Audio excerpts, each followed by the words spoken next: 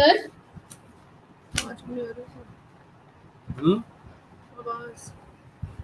आवाज प्रणाम सर।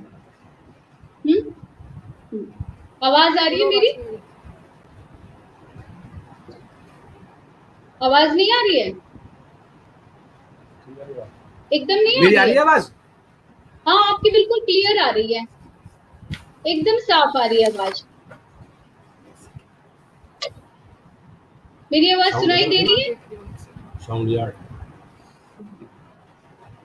शेर अच्छा बुरा नहीं होता, या तो होता है या नहीं हो। इस कालजयी शेर के रचनाकार आदरणीय दीक्षित दंपोरी जी का मंच पर हार्दिक स्वागत है, वंदन है, अभिनंदन है। सर आप थोड़ा इस साइड बैठे। स्टूडियो करके दोबारा करूं सर? स्टूडियो करके दोबारा सर करूं?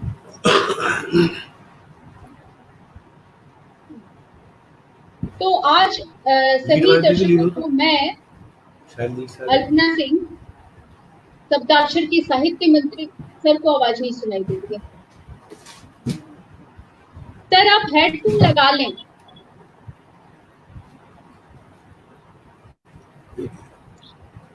मेरी आवाज आ रही है आपको? जी जी सर बिल्कुल। मेरी आवाज आ रही है आपको? जी बिल्कुल आ रही है आवाज।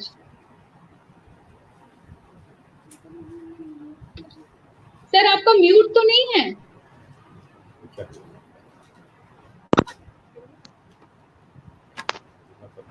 हेलो सर, आपका म्यूट तो नहीं है?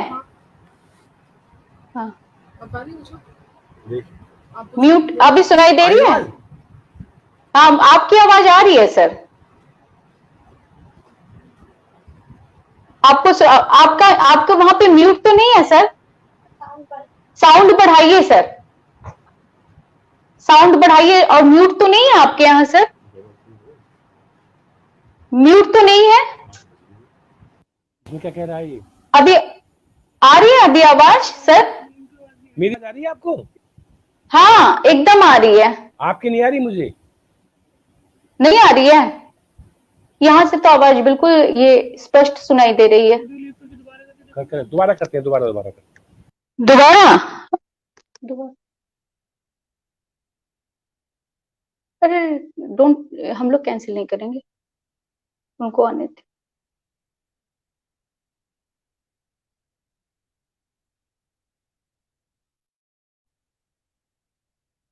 अरे हम लोग प्रतीक्षा कर रहे हैं आदरणीय दीक्षित दंकोरी जी का।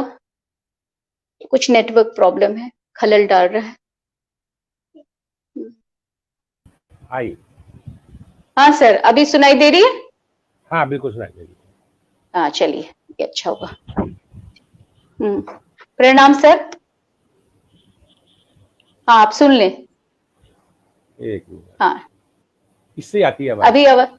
अच्छा ठीक है। तो मैंने जैसा कि आप लोगों के समक्ष ये कहा कि शेर अच्छा बुरा नहीं होता, या तो होता है या नहीं होता। इस कालजयी शेर के रचनाकार आदरणीय दीक्षित दंकोरी जी का मंच पर हार्दिक स्वागत है, वंदन है, अभिनंदन है। आज शब्दाक्षर का मंच धन्य हो गया सर आपके आगमन से। मैं अल्पना सिंह, शब्दाक्षर की राष्ट्रीय साहित्य मंत्री, आपका हार्दिक स्वागत कर रही हूँ, वंदन कर रही हूँ। सभी दर्शक जो हमारे साथ जुड़े हैं उनका भी हार्दिक स्वागत कर रही हूँ, वंदन और अभिनंदन कर रही हूँ। तो सर के विषय में कुछ भी ऐसी बात नहीं है जो कि कोई छुपी हुई है, क्योंकि सबके जनसाधारण के मध्य इतनी उत्सुकता है आपके विषय में जानने की कि सभी चाह रहे हैं कि थोड़ा विस्तार में वह आपके बारे में जाने। भुवनेश्वर प्रसाद दीक्षित आपका असली नाम है, किंतु शायरी के जगत में आपको दीक्षित दंकोरी के नाम से जाना जाता है। आप सुविख्यात हैं, करोड़ों लोगों के हृदय में, मन मस्तिष्क में आपने अपना घर बना रखा है। आदरणीय मैं आपसे सिर्फ ये पूछना चाहती हूँ आदरणीय, आपका सबसे पहला गजल कौन सा था? सबसे पहला गजल। और आपने किस जी बोले। सबसे पहले का तो एकदम डेट तो याद नहीं, बाकी जी वो उम्र रही होगी कोई 18-17 साल। तब एक जो जी तुकबंदी हुई थी, हम्म, तुकबंदी करते थे बचपन में, तो वो जी जी। बाद में पता लगा ये शेर है, ये मतला है। अच्छा कुछ लोगों अच्छा। ने सुना तो हाँ बोले भाई ये तो मतला है, गजल होती है, ये तो गजल होती है, उसका वाह मतला है। हमें पता भी नहीं था वाह। गजल क्या होती अच्छा। है, मतला क्या होता है, मक्ता क्या होता है। बस एकदम दो मिसरे हुए थे, दो लाइन हुई थी, हम्म तो उसमें हम्म ही बस जो जानकार लोग थे जो सुनाते थे अपने, तो हमारे हम्म। मित्रों ने, कुछ गजल के लोग थे, बोले ये तो मतला है गजल का। अच्छा। फिर गजल वाह। हमने, ये क्या होती है, क्या है मतला, क्या होता है, फिर शुरू करा हमने। वो मतला था हमारा। हम्म ऐसे ही हुआ था बिना किसी जानकारी के, बताया ना ये मैंने। ईश्वरी गुण है, ईश्वरी गुण आपके भीतर। तो बस तुकबंदी करते थे, तो तुकबंदी में वो हो गया तो वो मतला हो गया। अगर होता तो दोहा भी हो सकता था, जी जी। सोठा भी हो सकता था। वो बाई चांस हो गया हाँ बस। हाँ। जी जी। तो ये था कि हम्म भावनाओं में बह गया कोई, वाह। भावनाओं में बह गया बह कोई, गया। इसलिए वाह तट पे रह गया कोई। वाह। भावनाओं में बह, बहुत सुंदर, ये बहुत मतला हुआ। सुंदर। उसके बाद फिर हाँ हाँ। गजल पता लगी तो गजल में चले, फिर और भी चीज लिखते थे शुरू शुरू में, कविताएं, गीत, हम्म। गजल। फिर तो फिर लगा लीजिए आप 17-18 साल की उम्र के बाद तो फिर गजल में उसको सीखा, हाँ फिर उठे बैठे लोगों में। हाँ। लेकिन पहला आपका, आपकी जो पहला जो आपने जो शेर जो आपने कहा, वो इतना गंभीर भाव हाँ, को लिए हुए था। इसमें ना सबसे पहले मैंने ये पढ़ा था नूर साहब के सामने।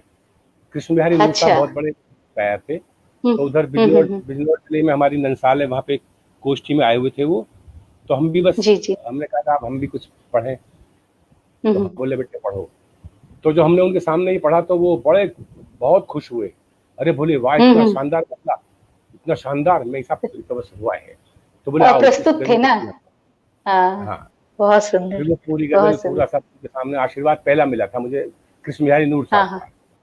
का, वाह। किस्मत में। देखिए, महान विभूतियों के हाँ संसर्ग में आप पहले से ही पड़ गए। देखिए, ये सौभाग्य की बात है। देखिए, हाँ है ना, ईश्वर बिल्कुल की असीम अनुकंपा थी।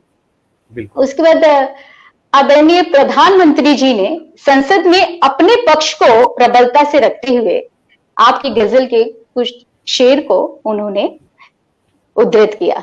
जैसा कि हम सभी हाँ जानते हैं, हम बार बार सुनते हैं, बहुत यूट्यूब में भी उसका प्रचारित किया गया। न बिल्कुल। माझी न रहबर, न माझी न रहबर, न हक में हवाएं, न माझी न रहबर न हक में हवाएं, है कश्ती बिझर जर्जर, ये कैसा सफर है। वाह, बहुत सुंदर।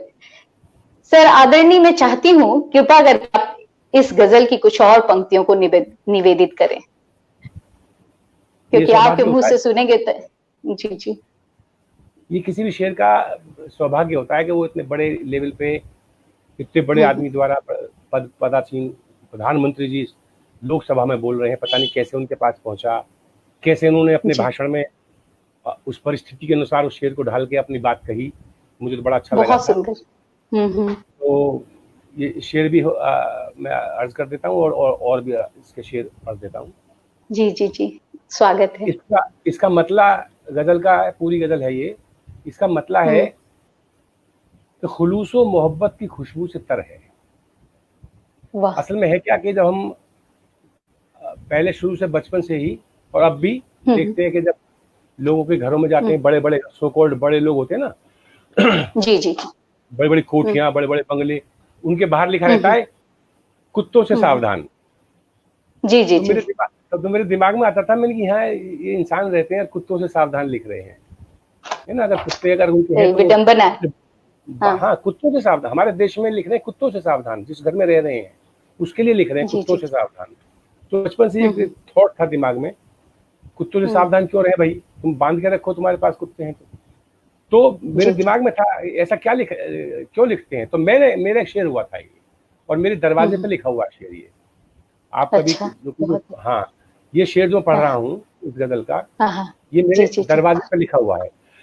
वो वाह। शेर है कि खुलूसो मोहब्बत की खुशबू से तर है, खुलूसो मोहब्बत की खुशबू से तर है, चले वाह आइए ये अदीबों का घर है। वाह वाह वाह वाह खुलूसो वाह, मोहब्बत की खुशबू से बेहतरीन। तर है, हाँ, चले आइए अद्भुत। ये अदीबों का घर हम्म, है। न छत है न आंगन न दीवार उधर है। वाह। शेर है, अच्छा। न छत है न आंगन न दीवार उधर है, मेरा हम्म, घर बलाओं से महफूज तर है। न छत वाह है न आंगन वाह। न दीवार उधर है। और इसमें एक ये मतलब इसका अगला कि तेरी हम्म चाहतों का ये कैसा असर है, हम्म, तेरी चाहतों का ये कैसा ये असर है, कैसा एहसास है? कोई सरनिगू है कोई दार पर है। तेरी वाह चाहतों का वाह, ये कैसा असर है, कोई सरनिगू है अद्भुत। कोई दार पर है। और वो शेर है कि न माझी न रहबर न हक में ओहो, हवाएं, वाह वाह, न माझी अद्भुत। न रहबर न हक में हवाएं, है कश्ती भी जर्जर ये कैसा सफर है। कैसा सफर है, वाह वाह ये वाह, शेर बहुत ध्यान देना। बेहतरीन। और इसका आखिरी शेर है जो हम्म, हमारे वाह। परम पूज्य मुरारी मुरारी बापू जी हैं, वो बहुत पसंद करते हैं, कोट करते हैं इसको। ये शेर भी धन्य जी हुआ जी। मेरा। हम्म अलग ही मजा है फकीरी का अपना। हम्म, फकीरी में बहुत शेर होते हैं, सब लोग अपने अपने हिसाब से। जी जी। अलग ही मजा है फकीरी का अपना, अलग ही हम्म मजा है फकीरी का हम्म अपना, न पाने की हम्म चिंता न हम्म, न खोने का। अलग ही वाह वाह, मजा, अलग ही मजा बहुत है सुंदर।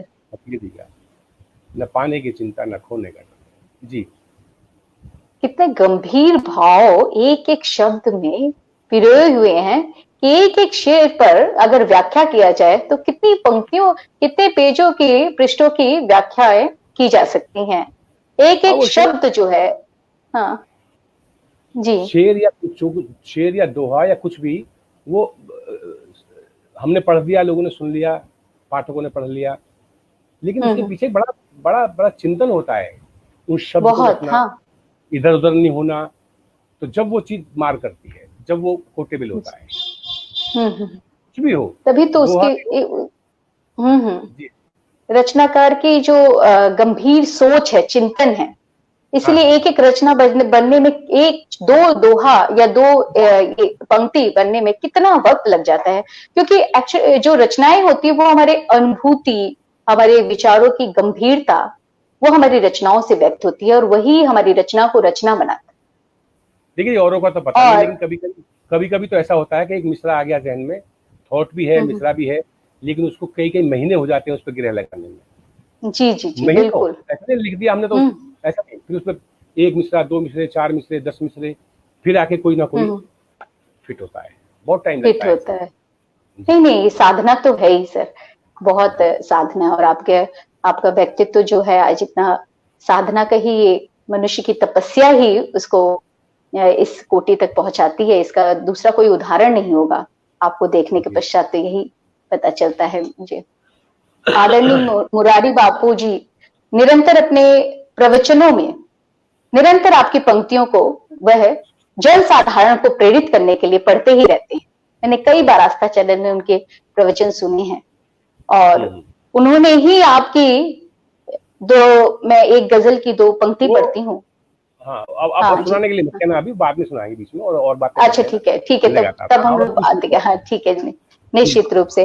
तो आपके विषय में मैं, यहाँ जुड़े बहुत सारे दर्शक, बहुत सारे व्यूअर्स जुड़े हुए हैं, तो उनको ये ही बताना चाहती हूँ कि आपने दर्शन शास्त्र में एमए तक का ज्ञानार्जन विद्या पढ़ाई की और उसके बाद आप कॉलेज के प्रवक्ता के रूप में कार्यरत थे और अभी आप सेवानिवृत्त हो चुके हैं। किंतु सेवानिवृत्त नहीं हुए हैं क्योंकि साहित्य के प्रति शुद्ध सेवा आप आज भी जी तोड़ मेहनत कर रहे हैं और न सिर्फ वरिष्ठ जनों को बल्कि जो जितने नए साहित्यकार हैं उनका भी मार्गदर्शन प्रशस्त कर रहे हैं, उन्हें शिक्षित कर रहे हैं, दीक्षित कर रहे हैं। और आपके संबंध में मैं क्या और बताऊं, दर्शकों को बताती हूँ कि आप अनगिनत अनगिनत कवि सम्मेलनों और मुशायरों में आपने शिरकत की है।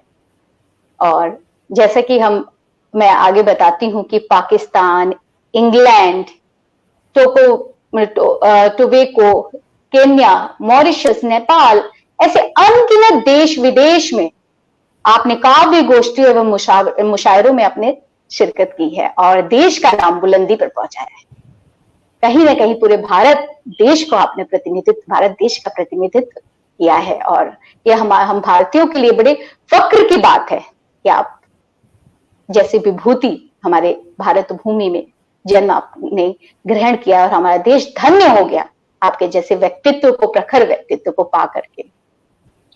और पाकिस्तान में भी आपने वहां के मंच पर गजलें बहुत पढ़ी हैं और आपकी कुछ एक गजलें बहुत प्रसिद्ध हुई हैं और पाकिस्तान में भी लोग जो हैं वो बहुत बेहद पसंद किए गजलों को। तो आप सर उनकी कुछ पंक्तियों को प्लीज हमें आप गजल के बारे में पूछिए पहले थोड़ा बहुत। अच्छा, गजल के बारे में पूछते हैं। ठीक है सर। नए लोग भी सुन रहे होंगे, आप सुनाने को तो अभी बहुत टाइम सुना देंगे आपको। जी जी जी। तो गजल के संबंध में सर मैं यही बताती हूँ, गजल की विधा कहाँ से आई है सर, ये मैं बहुत जानना चाहती हूँ। इस विधा का प्रादुर्भाव कहाँ से हुआ है सर? गजल विधा ये फारसी की विधा है। हिंदुस्तान में 600-700 साल पहले आई थी। पहले तो फारसी में ही गजल होती थी, उसके बाद फिर धीरे धीरे उर्दू में शुरू हुई। उर्दू में गालिब तो लिखते फारसी में थे शुरू में सब लोग, लेकिन वो फारसी भाषा लोगों समझ में नहीं आती थी। फिर उर्दू में शुरू करी और उर्दू के बाद धीरे धीरे वो हमारी हिंदी में, जिसे हम हिंदुस्तानी भाषा कहें, जो हम बोल रहे हैं आप बातचीत कर रहे हैं, इसमें आई गजल। और फिर तो प्रादेशिक भाषाएं हैं, गुजराती गजल है, इवन भाषा में गजल है, मराठी गजल है, पंजाबी गजल है। तो वो जो गजल का जो फॉर्मेट है उसमें अन्य भाषाओं के भी कथ्य आने लगे, गजलें होने लगी। तो वो इसलिए अब आज की जो भाषा में जो गजल हो रही है वो हिंदुस्तानी गजल कहना ज्यादा अच्छा होता है। वैसे तो हिंदी गजल भी उसको कह देते हैं, जो हिंदी वाले लोग गजल कह रहे हैं, जो दुष्यंत ने शुरू की थी, हिंदी उर्दू मिला के, उसमें जो उसका मीटर है, उसका छंद शास्त्र है गजल का। गजल के छंद शास्त्र में, गजल के मीटर में जो बात कही जाएगी वो गजल कहलाएगी, वो किसी भाषा में हो। इंग्लिश में गजल कह रहे हैं लोग, अंग्रेजी में गजल कह रहे हैं आजकल तो। हाँ, ये तो मैंने नई बात सुनी है। अच्छा, अंग्रेजी में भी गजल कहते हैं। उसका तो काफिया रद्दी खुलाना होता है अपनी बात कहने के लिए। और पंजाबी गजल तो बहुत मशहूर है, गुजराती गजल बहुत मशहूर है, बहुत आगे बढ़ी हुई है। अब जिसको हम हिंदी गजल कहते हैं, जो उर्दू वाले शुद्ध उर्दू में लिखते हैं, हिंदी वाले हम इसमें हिंदी लिपि में लिखते हैं, इसलिए हम हिंदी गजल कह देते हैं। बाकी तो हिंदुस्तानी गजल है, हिंदुस्तानी भाषा में जो बात हो रही है ये गजल कहलाती है। अच्छा, बहुत मशहूर हुई है जी। बहुत लोगों के हृदय में इसने एक विशिष्ट स्थान बनाया है गजल विधा। और सर गजल का जो शाब्दिक अर्थ है, महबूब से गुफ्तगू, तो आप क्या इससे तकल्लुफ करते हैं? ऐसा ही है गजल का? हाँ बिल्कुल, उसकी परिभाषा तो यही है, महबूब से बातचीत करना। अब उसमें तो इसके 3 विषय। गजल असल में गजल क्या, कुछ भी दुनिया का कथ्य हो, गजल में तो है ही। कुछ भी हो, जो कुछ भी आप कहोगे, रचोगे, वो 3 उसके भाग, 3 भागों में से कोई सा एक हो सकता है। उसे कहते हैं गमे जाना, यानी महबूबा, महबूब दौरा, और तज़फ़्फ़ुफ़ कहते हैं उसे, दार्शनिक। कुछ भी दुनिया का लिखा हुआ है, इन 3 में समझ जाएगा, कोई ना कोई होगा। या तो वो प्रेम प्रेमिका की बातचीत होगी, के बारे में होगा, सौंदर्य होगा, है ना, उसे कहते हैं गमे जाना। गमे जाना, अपने महबूब से बात करना, गम में करना, खुशी में करना, सौंदर्य वर्णन करना, जुल्फ और रुखसार की बात करना। फिर दूसरा दौर होता है इसका गमे दौरा। अच्छा, हमारे आज, हाँ, गमे दौरा माने आज का जो जिस समय में शायर जी रहा है, उस समय समाज में क्या क्या कठिनाइयां हैं और क्या क्या इसका प्रभाव है, तो वो अपने शब्दों में गजल में कहता है। और शुरू में तो जो शुरू परिपाटी थी तो गमे जाना, यानी महबूब वाली गजलें बहुत पसंद कर जाती थी शुरू में। दरबार में बैठे हैं, मुशायरा हो रहा है, महबूब की तारीफ हो रही है, तेरी जुल्फ, तेरे लब, रुखसार, है ना। लेकिन एक दौर ऐसा आया कि इससे लोग बाग धीरे धीरे अब भी कहते हैं, अब भी कहते हैं, लेकिन उसकी परसेंटेज कम हो गई। उससे ज्यादा लोग उससे ज्यादा पाठक विचलित होता है, सुनना चाहता है गमे दौरान। आज देश में क्या हो रहा है, आज दुनिया में क्या हो रहा है, उसे गमे दौरा कहते हैं। दुष्यंत ने तो गमे, जो भी शेर हुए मशहूर, बहुत शेर हुए, हो गई है पीर पर मछली पिघलनी चाहिए, अब हिमालय से कोई गंगा निकलनी चाहिए, ये गमे जाना नहीं है, ये गमे दौरा का शेर है, दौरा है। हाँ, उसी दौर की समस्या, उसी दौर की समस्या है। आदम गोल्डवी थे, बहुत सारे शायर हुए हैं जिन्होंने, और उर्दू में भी, हिंदी में भी। तो गमे दौरा एक होता है तज़फ्फुफ, दार्शनिक बात होती है, उसे भक्ति वाला कह सकते हैं। तो कोई भी प्रवचन होगा, कोई भी कथा होगी, कोई भी कुछ भी होगा, इन 3 विषयों से में कोई ना कोई एक विषय होगा, या तीनों होंगे। तो ऐसे शुरू में जो गजल होती हैं, जो नए लिखने वाले भी हैं या हम भी, तो वो ये गमे जाना से शुरुआत करता है। कभी भी कविता भी ऐसी होती है, कविता भी ऐसी शुरू होती है, लेकिन जब वो कविता करते करते करते करते गजल करते करते करते जब वो और दुनिया देखता है, तो वो दुनिया की बातें भी करता है, अपने गम के साथ साथ दौर जमाने समाज की व्यथा कथा भी। हाँ, समाज की व्यथा, और वो बहुत जल्दी से क्लिक करती है, बहुत दूर तक पहुंचती है। तो किस पे जन सर बहुत ही उम्दा, बहुत सुंदर अपने तीनों आयाम के। कोई ऐसा नहीं है कि ये ज्यादा बड़ा है या कम है, या ज्यादा है या ऊंचा, कोई भी हो सकता है। गमे जाना में बहुत अच्छे शेर हैं, गमे दौरा में बहुत अच्छे शेर हैं, और तसव्वुफ में बहुत अच्छे शेर है, दार्शनिकता में जो सूफियाना शेर होते हैं बहुत अच्छे। कोई तुलना नहीं है इसमें, कोई तुलना नहीं होती। जो उसका जो मूड है, जो उसका जो है, पसंद लेता है। बहुत सुंदर जानकारी आपने दी है, और बताया है कि गजल के प्रकार, और हर स्थिति में गजल जो है या तो अपने मन की इच्छा को अभिव्यक्त करता है, या सौंदर्य को, या समाज की विसंगतियों, तीनों को ही, वह तीनों ही प्रकार के भाव को, भक्ति भाव को भी अभिव्यक्ति प्रदान करता है। बहुत ही सुंदर, एक उम्दा जानकारी आपने हमें और हमारे दर्शक निरंतर जुड़े हैं, बहुत सारे दर्शक, सागर शर्मा, जीवन सिन्हा, KN शर्मा, और रवि प्रताप सिंह जी, और संतोष कुमारी संप्रीति, और सत्येंद्र जी, सब हमारे प्रदेश अध्यक्ष लगातार जुड़े हुए हैं, और बहुत आपको प्रणाम निवेदित कर रहे हैं, और लिख रहे हैं सार्थक चर्चा, सभी लिख रहे हैं वहां सर, ये सार्थक चर्चा हो रही है। चर्चा ही अच्छा सर, गजल तो बहुत हमारे जी। नहीं आप, हाँ, फिर गजल में ऐसी क्या खास बात है जो विदेशी विधा होते हुए भी हिंदुस्तान में इतनी लोकप्रिय हुई है? हाँ, ये देखिए, पहली बात तो हमारा देश है, ये रस प्रधान देश है, जी, उत्सव प्रधान देश है, रसिक लोग हैं यहाँ, रसिक हर स्टेट में अलग अलग। आप जाके देखो, बंगाल की संस्कृति अलग है ना, राजस्थान की संस्कृति अलग है, ब्रज की अलग है, लखनऊ संस्कृति अलग है। तो हमारा देश खास तौर से, और कोई देश में नहीं मिलता है, हमने बहुत दुनिया देखी, रस प्रधान लोग नहीं है पूरी दुनिया में। हमारे देश में रसिक हैं, हमारे देश में गाना बजाना कला जो जितना हमारे देश में है वो कहीं नहीं है। हर अवसर पर हमारे देश में संगीत होगा, गीत होगा, जन्म से लेकर के मृत्यु तक। हाँ, बिल्कुल, ये इसका मतलब रस प्रधान हमारा देश है। पहली बात तो ये है। दूसरी बात, गजल में चूंकि वो मैंने बताई, वो आपको गमे दौरा, गमे जाना, उसमें सौंदर्य शास्त्र, सौंदर्य में बहुत, हिंदी में इतना काव्य लिखा हुआ है सौंदर्य का। लेकिन एक विदेश से आया ये गजल विधा आई, तो उन्होंने बहुत अच्छे लबो रुखसार की वर्णन किया, बहुत अच्छा किया। और गमे दौरा, इसके भी बहुत जबरदस्त शेर कहे लोगों ने। तो एक तो सबसे बड़ी खूबी है क्योंकि हम सब रसिक हैं, रस का आनंद लेते हैं।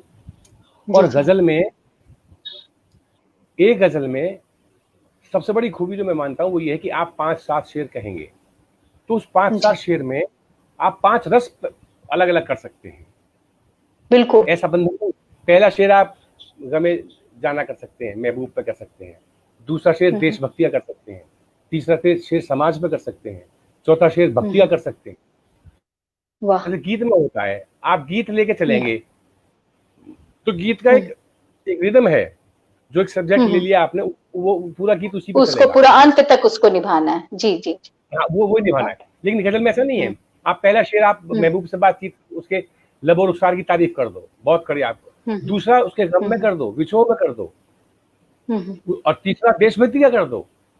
तो चूंकि गजल का हर शेर अपने आप में एक मुकम्मल बात होती है, मंजिल होती है। हाँ, एक शेर का दूसरे शेर से कोई कनेक्शन नहीं है, कोई भी कनेक्शन नहीं है। जो लोग गजल के लोग हमें भी कहते हैं, जब अभी तो आप उसकी बात कर रहे थे देशभक्ति की, और अब आप करने लगे साहब लब और रुखसार की, तो उनको ये पता नहीं होता है।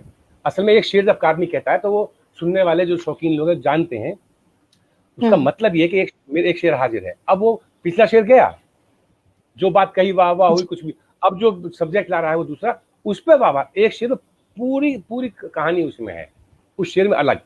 तो 5-7 शेरों में आप 5-7 शेर ला सकते हो, ऐसा नहीं है, किसी भी विधा में ऐसा नहीं है। ये सबसे बड़ी खूबी गजल की है। नज्म भी होती है, नज्म भी आप ऐसे नहीं कर सकते। नज्म में भी आपको एक पूरी धारा लानी पड़ेगी ऊपर से नीचे तक, एक ही सब्जेक्ट के ऊपर वो बात कहनी पड़ेगी, वो अच्छी बुरी जैसी भी हो, कितनी गंभीर बात हो, अच्छी बात। लेकिन गजल में आप 5-7 शेर में 5-7 बातें, 5-7 मन के भाव, एक में आप व्यक्त कर सकते हैं, एक में आप ओज कर सकते हैं, सारे रस कोई से भी कर सकते हैं आप। तो गजल की ये खूबी, इस खूबी के कारण। और क्योंकि मेरा मानना है, गजल के जो लोग हैं, गजल पे जो काम कर रहे हैं, बहुत लोग कर रहे हैं, जी। और विधाओं के भी लोग हैं, गीत के हैं, दोहे के हैं, वो भी काम कर रहे हैं। लेकिन मेरा ये मानना है कि गजल विधा पे जो काम करता है ना जी, जो काम करेगा तो ढंग से करेगा, बिल्कुल पोर्टेबिलिटी होती है उसमें। गीत भी अब अच्छा, गीत को आप कोट कैसे करेंगे? आप किसी गीत को कोट करेंगे, गीत को जैसे मान लो मोदी जी ने कोट कर दिया एक शेर, उनकी बात पूरी हो गई। इसी बात पर अगर कोई गीत होता 4-5 मिनट का, तो वो गीत का सौंदर्य ये है कि वो आनंद देता है, रस देता है। लेकिन उसकी कमी ये है कि वो ऐसे कोट नहीं हो सकता क्लिक से, उसे तो पूरा ही पढ़ना चाहिए। अगर किताब में लिखेगा तो पूरा करेगा, पूरा पढ़ना पड़ेगा।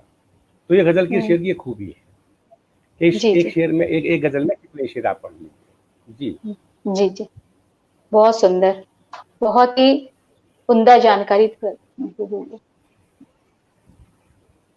बोले कि बहुत ही सुंदर जानकारी आपने दी गजल के लेकर के। अब मैं आपसे एक और प्रश्न आपको ये कह रही हूँ कि ये विधा जो है लोकप्रियता इसे इसीलिए मिली है क्योंकि ये इतने सारे भाव और रस को व्यंजित करते हैं, इसीलिए लोग इसीलिए लोगों के जैन तक सीधी पहुंचती है, क्लिक करती है एकदम। जी। और 4-5-6-7 भाव आप ला सकते हैं जी एक साथ। ये बहुत आपने बहुत सुंदर बात कहा है कि एक गजल जो है वो एक भाव तक आबद्ध नहीं होती, उसमें कहीं संयोग है तो कहीं वियोग है, तो कहीं उपदेश है तो कहीं करुणा है। हाँ, विविध तरह के भाव को, भक्ति है तो विविध भाव को लिए एक गजल होती है। वाह, बहुत सुंदर। अच्छा सर, मुझे आप एक और बात, मेरी जिज्ञासा यहाँ संपूर्ति उसके करें कि गजल में बहर या कत्व किसको प्रधान किसे हम मानते हैं गजल में, बहर को या कत्व? बार पूछते हैं, सब पूछा ही जाता है सवाल। जी। जब ये खाली गजल के बारे में बात नहीं है कि बहर या कत्व। देखिए, आपने जब टाइटल दे दिया गजल, या टाइटल दे दिया आपने दोहा या सोठा या चौपाई या कुछ भी आपने टाइटल दे दिया, इसका मतलब आपने उसको सिर्फ गजल में ही नहीं है, दोहे में भी आपका बहर मीटर जरूरी है।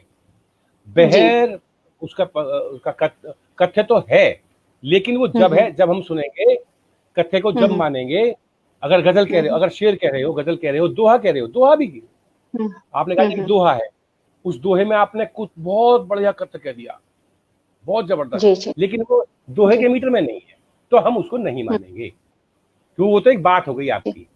ऐसे ही गजल में, शेर में अगर आपने गजल, ठीक है, कह दो साहब, दो पंक्तियां हैं, मेरी बात खत्म हुई, उसको शेर कहोगे या गजल कहोगे तो ठीक है, कथ्य आपका अच्छा हो सकता है, बहुत बढ़िया, वाह वाह। गद्य भी तो लिखते हैं लोग, गद्य में 2 लाइन लिखते हैं, तो गद्य उसका अगर टाइटल लगते हो गजल, शेर, दोहा, सोठा, चौपाई, कुछ भी, तो उसी से वो नापा जाएगा। अगर वो नहीं है तो आपका कथ्य कितना ही बड़ा हो, वो शेर नहीं है। बहर का, मीटर का, वजन का और इसका जितने भी इसके जो विधान है वो तो आपको मानने ही पड़ेंगे अगर आपको उस पर गजल टाइटल से कर रहे हैं। तो कथ्य से तो अगर कुछ है ही नहीं। अब बहर में तो आप कहते हो 71, 72, 73, 74, 74, 75, 76, 77, ये भी एक बहर हो गई, लेकिन ये कथ्य नहीं है ना। तो कथ्य तो है, शेर तो है जो बहर में हो, मीटर में हो, उसके बातों को पूरा करता हो, और कथ्य तो फिर बाद में आता ही है, अच्छा अपने अपने हिसाब से करते हैं। बहुत सुंदर, बहुत ही सुंदर। तो अब मैं सर कुछ आपकी इनके विषय में चर्चा करती हूँ। आप मुझे जरा वो पाकिस्तान के मंच पर जो आपका बहुत पॉपुलर हुआ था जो गजल, उसकी कुछ पंक्तियों को बताएं, उसके बाद फिर मैं कुछ प्रश्न को लेके जाऊंगी सर, क्यों सुनने की बड़ी उत्कंठा हो रही है, बार बार दर्शक लिख रहे हैं यहाँ पे। गिरेंद्र सिंह भदौरिया प्राण जी का वो भी आए हैं, वो भी जुड़े हैं, और राजीव खरे जुड़े हैं, ये हमारे प्रदेश अध्यक्ष हैं। फिर चेतन जी जुड़े हैं, हाँ, और इस तरह से महावीर वीर जी जुड़े हैं, अंजलि गुप्ता जुड़ी हैं, जीवन सिन्हा जी जुड़े हैं। तो तरह तरह हमारे देश के अलग अलग शाखाओं में देश के हमारे शब्दाक्षर की शाखाएं खुल गई हैं, और वहाँ के सदस्य और अध्यक्ष सभी जुड़े हैं। और गिरेंद्र सिंह भदौरिया प्राण जी लगातार आपको धन्यवाद ज्ञापित कर रहे हैं, नमस्कार कह रहे हैं। सत्येंद्र जी भी प्रणाम कह रहे हैं, और सभी कह रहे हैं कि बहुत उम्दा जानकारी दे रहे हैं। राजेंद्र जी, आदरणीय राजेंद्र जी जुड़े हैं और कह रहे हैं कि 2 पंक्तियां सुनाने का आग्रह कर रहे हैं सभी। तो आप सर हाँ सुना दे प्लीज। हाँ, पाकिस्तान में निमंत्रण आया था हमारा, क्योंकि हमारी कुछ गजलें पाकिस्तान में छप रही थी, तो वहां से जैसे यहाँ पे होता है ना 26 जनवरी में लाल किले पे होता है, ऐसे ही वहाँ पे भी 14 अगस्त को होता है जी। तो अच्छा, पुरानी बात है, हाँ 10-1 साल हो गए। तो यहाँ से पूरी एक जो है हिंदी, तो सबके शायद लोग गए थे उसमें, बेकल साहब थे, मुनव्वर राणा साहब थे, है ना, और बहुत सारे लोग हिंदी में, अशोक शक्कर जी थे, और गजलकार के तौर पे मेरा सौभाग्य था कि मैं मुझे बुलाया था उन्होंने। तो वहाँ पे 10 मुशायरे, 10 लगातार थे साहब, 10 दिन 10 कार्यक्रम, और वहाँ मैं इससे कहने में कोई संकोच नहीं है कि जितने उम्दा यानी गजल के मामले में सुनने वाले, क्योंकि गजल आप समझते हो पाकिस्तान में गजल हो तो सुनने वाले इतने बेहतरीन लोग साहब, कितनी दाद और उससे प्यार से नवाजते थे वो।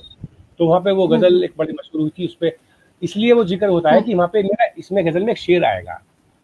जी जी। तो उस शेर में मैं बताऊंगा वो शेर, उस शेर में वहाँ के मुझे जो जब मुशायरे के बाद एक मौलाना साहब आए, बुजुर्ग थे, जी जी, अच्छा व्यक्तित्व, उन्होंने बेटे ने जो शेर सुनाया है, पढ़ा है, हम बुत परस्त तो नहीं है, मूर्ति पूजक हम नहीं है, लेकिन तुमने जो ये मूर्ति पूजा के पक्ष में जो शेर पढ़ा है, इस पे हम वारी जाते हैं तुम्हारे। शेर था, तो ये बड़ा चर्चित हुआ वो शेर, पूरी जगह चर्चित हुई है, पूरे हिंदुस्तान में क्या पूरी दुनिया में। मैं पढ़ता हूँ साहब, वैसा ही जी, स्वागत है। जी जी, मतलब उसका ये चांद तारे नए रंगो बू चाहिए, चांद तारे नए रंगो बू चाहिए, चांद तारे नए रंगो बू चाहिए, कुछ खिलौने नहीं मुझको तू चाहिए। वाह वाह, कुछ बहुत सुंदर। खिलौने नहीं मुझको तू चाहिए, चांद तारे नए रंगो बू चाहिए। अब शेर देखिए साहब, वो हालांकि मेरे दिमाग में मूर्ति पूजा कर्म ऐसा कोई कॉन्सेप्ट नहीं था, उसके बाद पता लगा। कभी कभी शायर को ये पता नहीं होता कि उसका शेर का किधर किधर खुल रहा है। मैंने तो शेर कहा था, लेकिन मुझे बहुत अच्छा लगा उनकी दाद मिली। और मूर्ति पूजक हैं हम, क्यों हैं, ये मुझे बाद में पता लगा शेर कहने के बाद। आप शेर देख लीजिए साहब, चांद तारे नए रंगो बू चाहिए, कुछ खिलौने नहीं मुझको तो चाहिए चांद तारे, पत्थरों को तराशा किया उम्र भर, पत्थरों को तराशा किया उम्र भर, पत्थरों को तराशा किया उम्र भर, तेरे जैसा कोई हूबहू चाहिए। वाह वाह, बहुत सुंदर, बहुत सुंदर। कोई हूबहू चाहिए, चांद तारे नए रंगो बू चाहिए। और शेरा बहुत कला, खूब। तेरे जैसा कोई हूबहू चाहिए कि वो मददगार हो या हो दुश्मन मेरा, वो मददगार हो या हो दुश्मन मेरा, वो मददगार हो या हो दुश्मन मेरा, पीठ पीछे नहीं रूबरू चाहिए। वाह वाह वाह वाह, बहुत सुंदर। पीछे नहीं रूबरू चाहिए, चांद तारे नए रंगो बू चाहिए।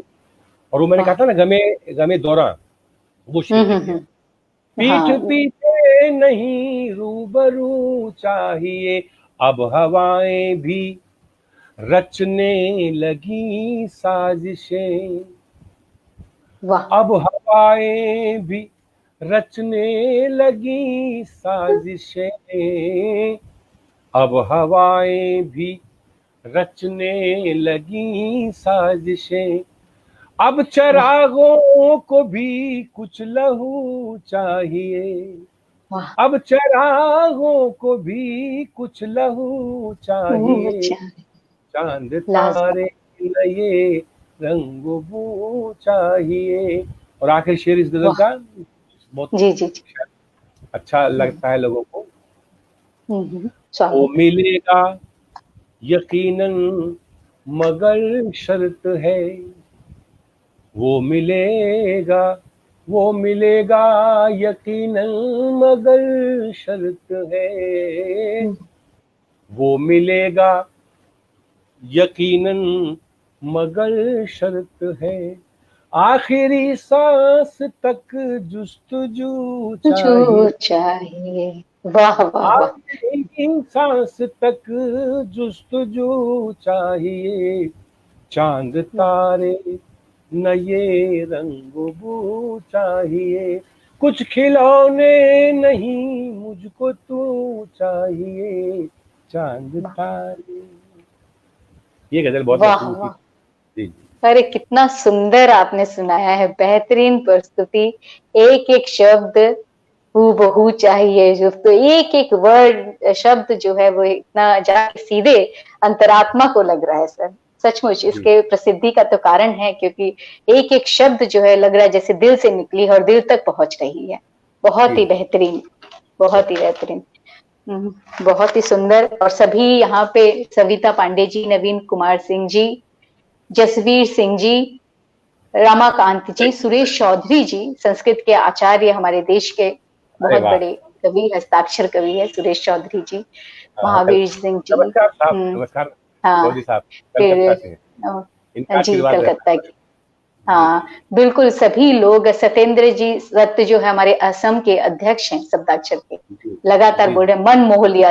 वो सत्येंद्र जी लिख रहे हैं कि आखिरी सांस तक मन मोह लिया आपने। वाह, बहुत सुंदर। चेतन जी, फिर गौरी शंकर भावुक चेन्नई से जुड़े हैं, वो हमारे शब्दाक्षर के अध्यक्ष है वहां के, वो भी बहुत ही हस्ताक्षर कवि हैं।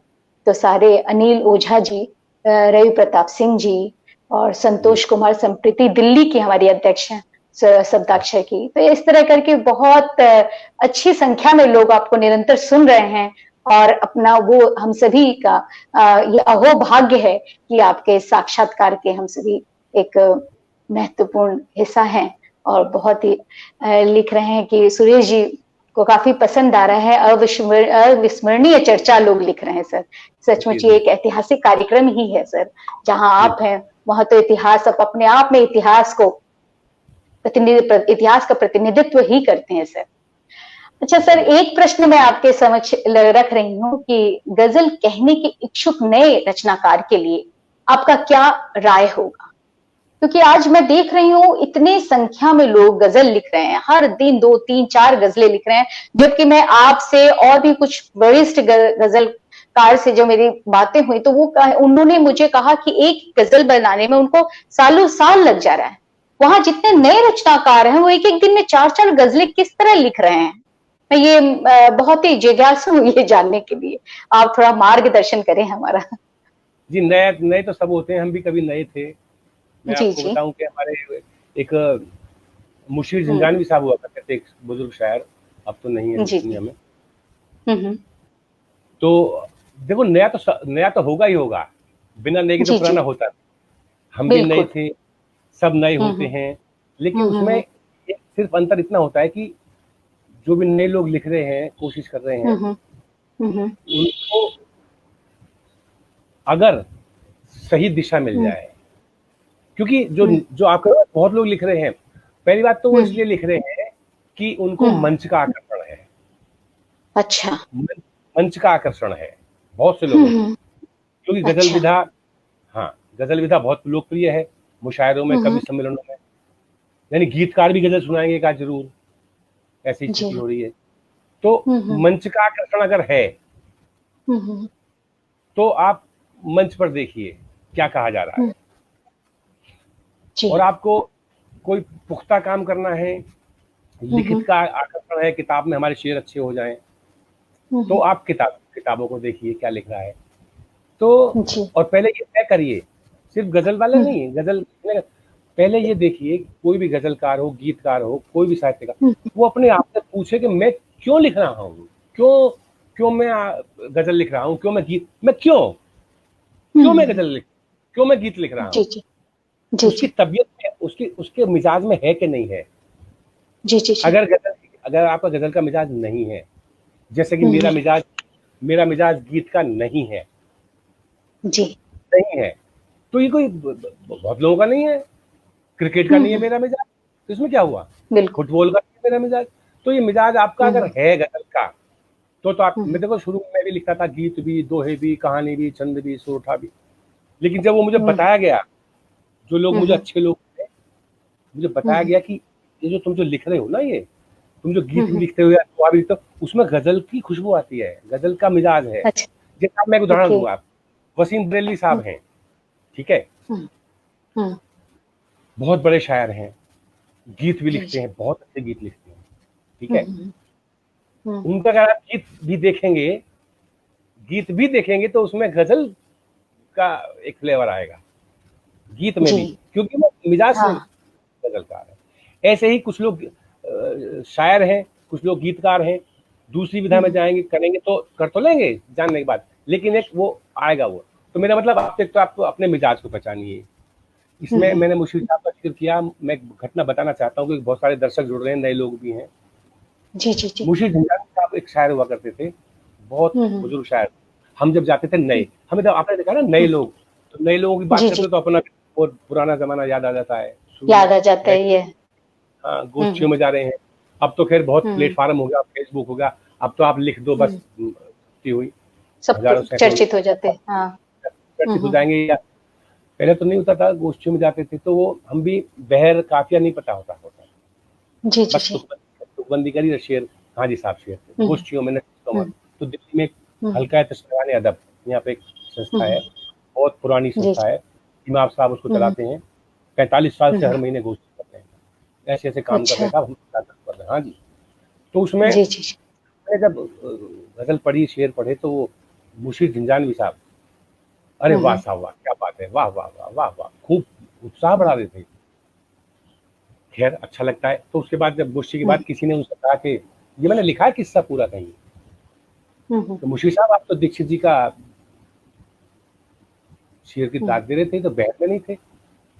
तो मुशीर साहब ने जो जवाब दिया था उनको, वो अभी तक मेरे साथ है, अगर वो जवाब ना दिया होता मेरे सामने, तो मैं आज इस क्षेत्र में नहीं होता। और मैं सब नए वालों से कहना चाहता हूँ, सब लोगों से, उन्होंने कहा, जब उन्होंने कहा ना ये तो बहर में थे जी, आप तो इनकी तारीफ कर रहे थे, तो वो कह रहे थे उनसे कि मियाँ अभी देखिए गजल में आए हैं, बहर में भी आ जाएंगे। जी जी, गजल की दुनिया में आए हैं, बहर में भी आ जाएंगे।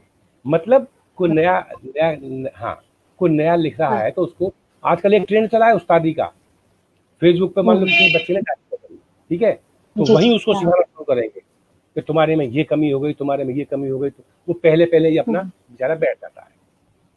तो एक तो नए लोगों को उत्साह देना चाहिए। मैं तो ये काम कर रहा हूँ पिछले 12 साल से, तो मैं गजल हुकुम कर रहा हूँ, नए लोगों को मंच देते हैं, किताब छपवा। जो नए लोग हैं उनको ये देखना चाहिए कि कोई भी शेर क्यों मशहूर हो रहा है, कोई भी शायर ऐसा क्या कह दिया इसने।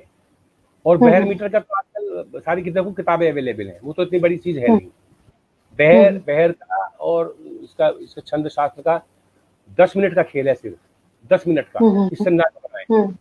अभी 18 बहर, 19 बहर, 30 बहर, इसके चक्कर में ना पड़े कितनी बहर होती है, बहर का नाम क्या है, इसके अरकान क्या है, चक्कर में पड़ोगे तो फिर तो आप आचार्य हो जाओगे, गजलकार नहीं होगे, है ना। तो उसमें बहर का तो हो गया, बहर सीखें, अदब से रहें। जो लोग किसी शायर में, किसी कथ्य में क्या बात हो रही है, ऐसी क्या बात है, उसको देखें, सुने, पढ़ें। सैकड़ों किताबें, हजारों किताबें हैं इस समय, पढ़ें, तब उसमें धीरे धीरे किसी से सलाह लें। मेरी तो ये राय होती है कि आप जो है हतोत्साहित ना हो, और गजल का मिजाज ना हो तो गजल ना लेके अपना गीत, कहानी, कविता, हास्य वाले गजल देख रहे हैं, देखो सही साहब, बताइए, जिनकी नहीं अच्छा है, क्योंकि वो बिना मिजाज की हैं गजल। वो तो एक फ्रेम आ गया उनके साथ, एक मीटर आ गया, उसमें बात रख दो, गजल हो गई। तो हास्य वाले, हम भी गीत लिखते हैं, कभी कभी हम भी दोहा लिख देते हैं, ऐसा नहीं। लेकिन आपकी पहचान जब होगी जब आप सिर्फ देखो, इसमें सिर्फ गजल की बात नहीं है, पूरी दुनिया में जो भी मशहूर हुए, सचिन तेंदुलकर भी इसलिए मशहूर हुए क्योंकि उनका क्रिकेट उनके अंदर थी। वो फुटबॉल भी नहीं हो सकते, खेलते तो फुटबॉल भी है वो। तो आप अपने मिजाज को पहचानो, कोई भी कला, आप एक्टिंग हो तो एक्टिंग करो, सिंगर हो तो सिंगिंग करो। और बिल्कुल म्यूजिक में कुछ सिंगर होते हैं, कुछ कंपोजर होते हैं। बिल्कुल, अगर सिंगिंग की अलग से खूबी ना होती तो कंपोजर ही गा देते, या कंपोजिंग अलग खूबी ना होती तो सिंगर ही अपने आप धुन बना लेते। तो धुन बनाना, गाना, हर चीज का भगवान ने तय कर रखा कि आपके अंदर ये चीज है। जिस दिन वो क्लिक कर गई, आजकल तो मैंने सुना है कि ये जो खिलाड़ी लोग जाते हैं, इसमें डॉक्टर लोग उनको बताते हैं कि ये दौड़ अच्छा सकता है, ये कुश्ती अच्छी कर सकता है, हाँ, ये क्रिकेट अच्छी खेल सकता है, उनके जर्म्स को दे। तो ऐसे ही अपने मिजाज को पहचानो, उसके हिसाब से गजल में आना है तो आओ, बहुत जल्दबाजी नहीं करो, धीरे से, समय से धीरे होती है गजल। कोई एकदम पकी पकाई चीज नहीं है जो ले जाती है। और होते हैं नए तो सभी होते हैं साहब, हम नए ही हैं अभी, कितना हमसे तो बहुत सीनियर लोग, 20 साल सीनियर अभी आगे बैठे लोग, हम भी सीखते हैं। नहीं, हम लोग तो सभी हमेशा ही सीखते ही रहेंगे। नहीं, आपकी इस चर्चा से ये जो आपने जो बातें बताई कि अपने भीतर के अंदरूनी प्रतिभा को सबसे पहले हमें पहचानना चाहिए कि हम सब कुछ कर सकते हैं, हाँ, लेकिन कौन सी विधा या किस चीज में, हर चीज साधारण रूप से हर इंसान हर कुछ कर सकता है, किंतु विशिष्ट होने के लिए आपको अपनी खूबी को पहचानना। आपने यही कहा, आपको बताया गया, कोई सौभाग्य से मिल गया तो आपको बता देगा, आप गीत, आपके अंदर गीत बसा हुआ है, आपके अंदर गजल बसी हुई है, आपके अंदर कहानीकार है, आप कहानी का, कमलेश्वर जी कहानीकार थे, ठीक है, जी बिल्कुल। या तो आप विलक्षण प्रतिभा के धनी हो, रविन्द्रनाथ टैगोर जी थे, कितनी प्रतिभा के थे, इतने तो वही तो जो संगीतकार भी थे, रविंद्र संगीत, कला, पेंटिंग में भी थे, कवि भी थे, उपन्यासकार भी थे, और बहुत कम लोगों को पता है वो बहुत अच्छे पहलवान भी थे। हम लोग इस संबंध में मैं भी लोगों को बताना चाहती हूँ कि आप भी बहुआयामी प्रतिभा से संपन्न हैं। कहीं आपको कवि के रूप में, तो कहीं शायर के रूप में, तो कहीं गजलकार के रूप में, तो कहीं संपादक के रूप में, तो कहीं कुशल संचालक के रूप में। आप भी बहुत ही बहुत बहुमुखी प्रतिभा के धनी हैं आप भी सर। ये मैंने आपके बहुत नजदीक से आपको देखा जाए। लेकिन आपको पहचान बनानी पड़ेगी। जितने भी देखो कोई भी हैं, हास्य के लोग हैं, जो हास्य के हैं, उनकी एक पहचान हास्य। मैं कहूँ साहब हास्य कवि, तो आपको एकदम दिमाग में वो 8, 10, 15 जो लोग हैं वो आएंगे, निश्चित आएंगे, क्योंकि उन्होंने उसको साधा है, उस विधा को, हास्य विधा, व्यंग विधा, व्यंग कवि, ओज कवि, ओज के कवि आप कहते ही 2, 4, 5 दिमाग में आ जाते हैं, ओज कवि। बिल्कुल, उन्होंने फिर गजल नहीं कही, उन्होंने गीत नहीं कहा, उन्होंने ओज कहा। तो 5, 7, 10 ना, तो अपने आप को पहचान के उस विधा में जो आपका मन हो, आपका मिजाज तो ओज का है, और आप कह रहे हो वो फिर सच्चाई नहीं होगी। हाँ, वो सच्चाई नहीं होगी, और उसमें वो आपके चरित्र का जो एक विशिष्ट गुण है वो उद्भाषित नहीं होगा। इसलिए आप वो फिर क्राफ्ट वर्क हो जाएगा, क्राफ्ट वर्क, मतलब क्राफ्ट में आपने बना दिया एक फ्रेम में। जी। तो नए लोग आइए, सब सीखिए, हम तो स्वागत करते हैं सब लोगों का। हाँ सर, आप तो बहुत ही एक कुशल गुरु के रूप में हैं, और इसीलिए गजल कुंभ में गत 12 वर्षों से आपने आयोजित किया इस कार्यक्रम को, जिसमें 2000 से ज्यादा गजलें जो हैं वह आ चुकी हैं, और जिसमें देश विदेश से लोग जुड़ते हैं, शामिल होते हैं गजल कुंभ में। और ये एक बहुत ही ये पूरे देश के लिए गर्व की बात है।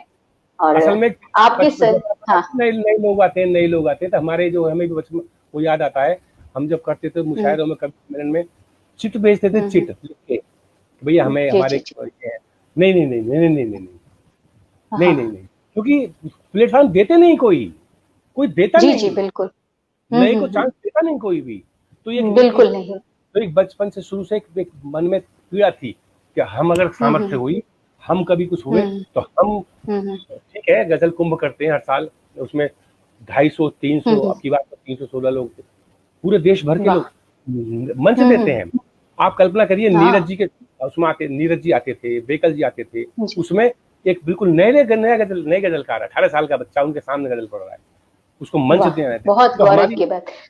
मुझे इतनी तसल्ली होती थी कि मत जाओ कहीं भी, अपने स्वाभिमान को मत बेचो। आपको एक गजल, हमने गजल कुंभ बना दिया है, गजल कुंभ एक साल में होता है, आप आइए, सबके सामने पढ़िए। और 12 हम कर चुके हैं अब तक, उसमें सैकड़ों छोटे बड़े आते हैं। तो वो जो सुख मिलता है मन को, वो सुख मिलता है कि देखो हाँ हम तो भटके, ये नई पीढ़ी के लोग नहीं समझ सकते। अच्छा, सिर्फ इसमें ही नहीं है, गजल के क्षेत्र में या मंच के में, और सब फील्ड में है। आज के बच्चे इस बात को, गजल का छोड़ो, इस बात का अंदाजा नहीं लगा सकते कि तुम्हारे माँ बाप ने, तुम्हारे जो अग्रज हैं, उन्होंने कितनी मेहनत से तुम्हें ये इस समय जो तुम हो, इस समय जो रह रहे हो, खा रहे हो, पहन रहे हो, रह रहे हो, कितनी मेहनत से करा होगा। मिला हुआ है ना, ऐसी गजल का मिला हुआ है, ऐसी सारा मिला हुआ है।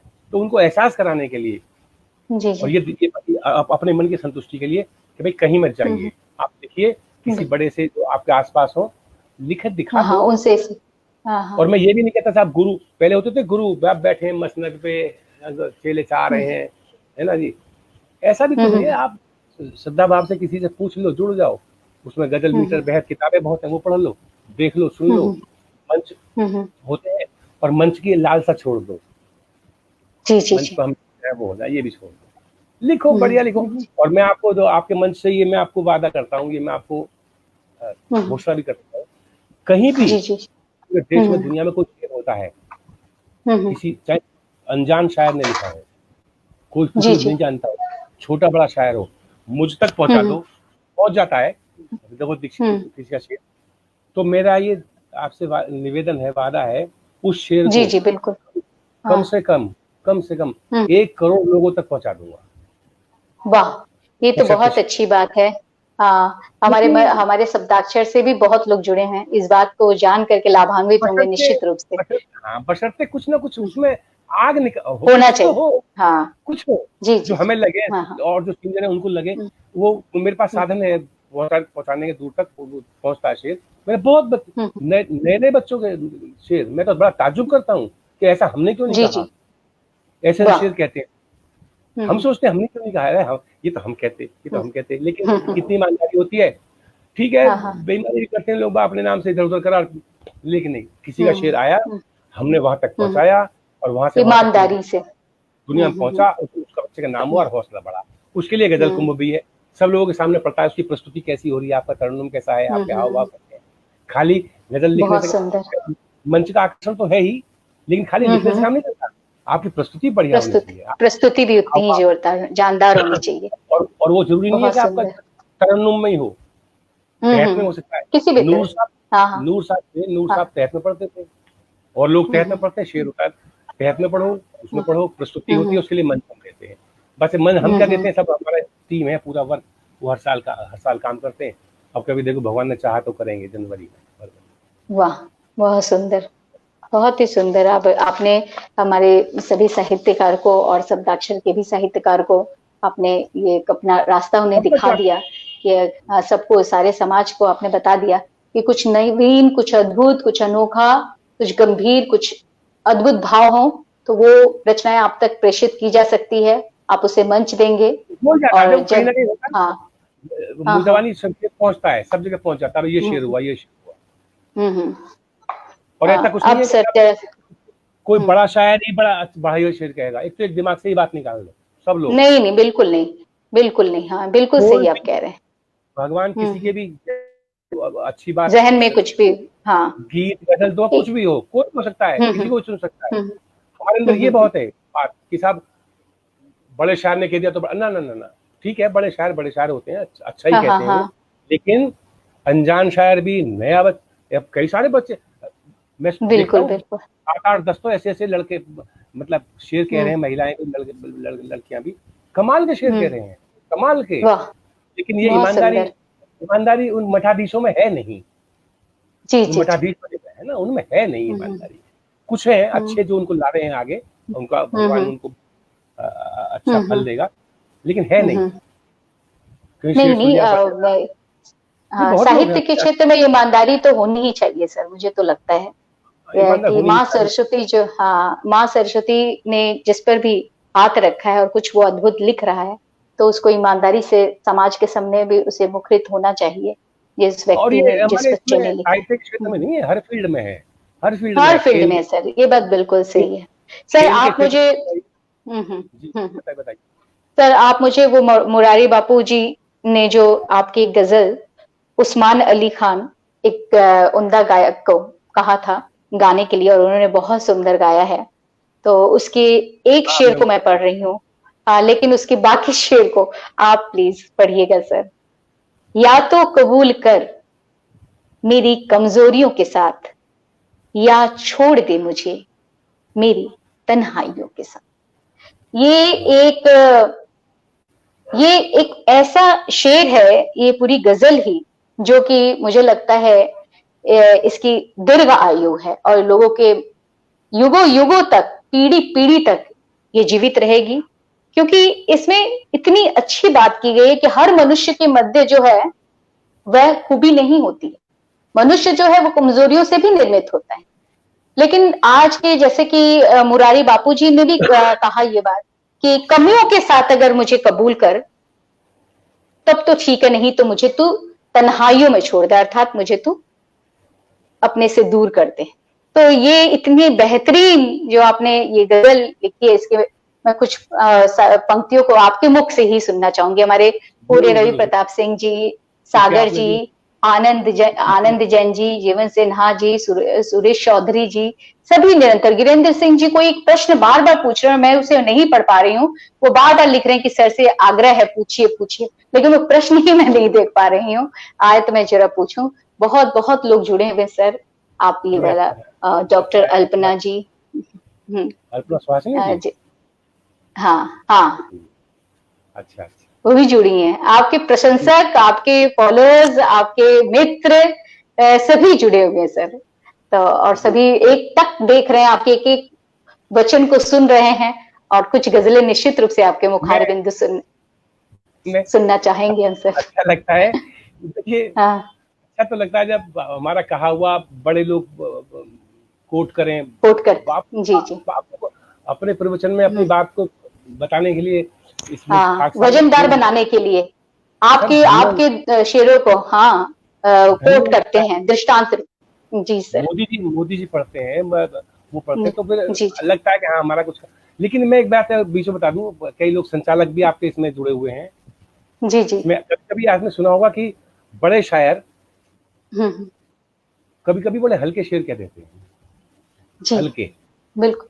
बहुत अच्छा। बड़ा नाम है, हाँ ठीक है, हम्म हल्का शेर भी कह दिया या कुछ उनके मयार का शेर नहीं हुआ तो लोग मुझसे हम्म। कहते हैं सर, सुरेश चौधरी को खासतौर से बात बताना चाहता था तो अच्छा वो, अच्छा बोले। हाँ हाँ हाँ। तो वो लोग कहते हैं जी दीक्षित जी देखो इतना बड़ा शायर, ये क्या शेर कहा इसने, देखो जी हम्म। वाह वाह हो रही है मंच पे, इतने बड़े मंच पे इतने बड़े शायर ने, ये शेर भी चल गया इसका। तो मैं उसको एक उदाहरण देता हूँ और कई जगह जी दिया है जी मैंने, और ये मैं देता हूँ उदाहरण इसलिए उदाहरण चलेगा पूरी दुनिया में, तो ये पता लगना चाहिए दीक्षित जी ने दिया है।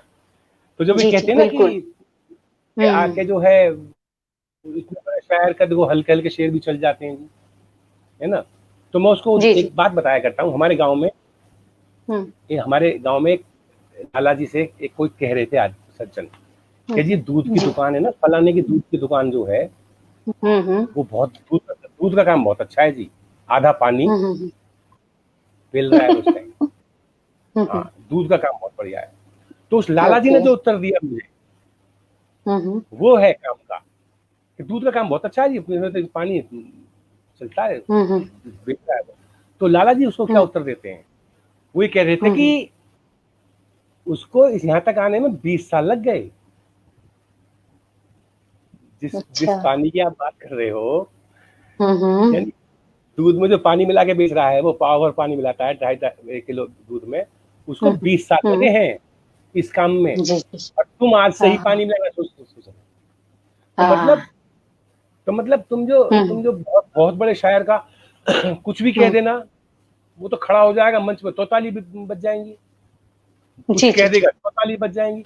इसका मतलब उसको उसके बड़प्पन को सम्मान होता है, वो बड़प्पन बिल्कुल। उसको लगते हैं 20 30 40 साल, तब कोई बड़ा जी जी जाके, जी तब बनता है। बड़े आदमी की हल्की बात छोटी बात भी प्रशंसनीय हो एक्सेप्ट की जाती जाती है। हाँ है। हाँ, जी जी अब गांधी जी ने कहा जी। था सत्य बोलो अहिंसा, तो गांधी जी ने थोड़ी कहा था ये, हम्म।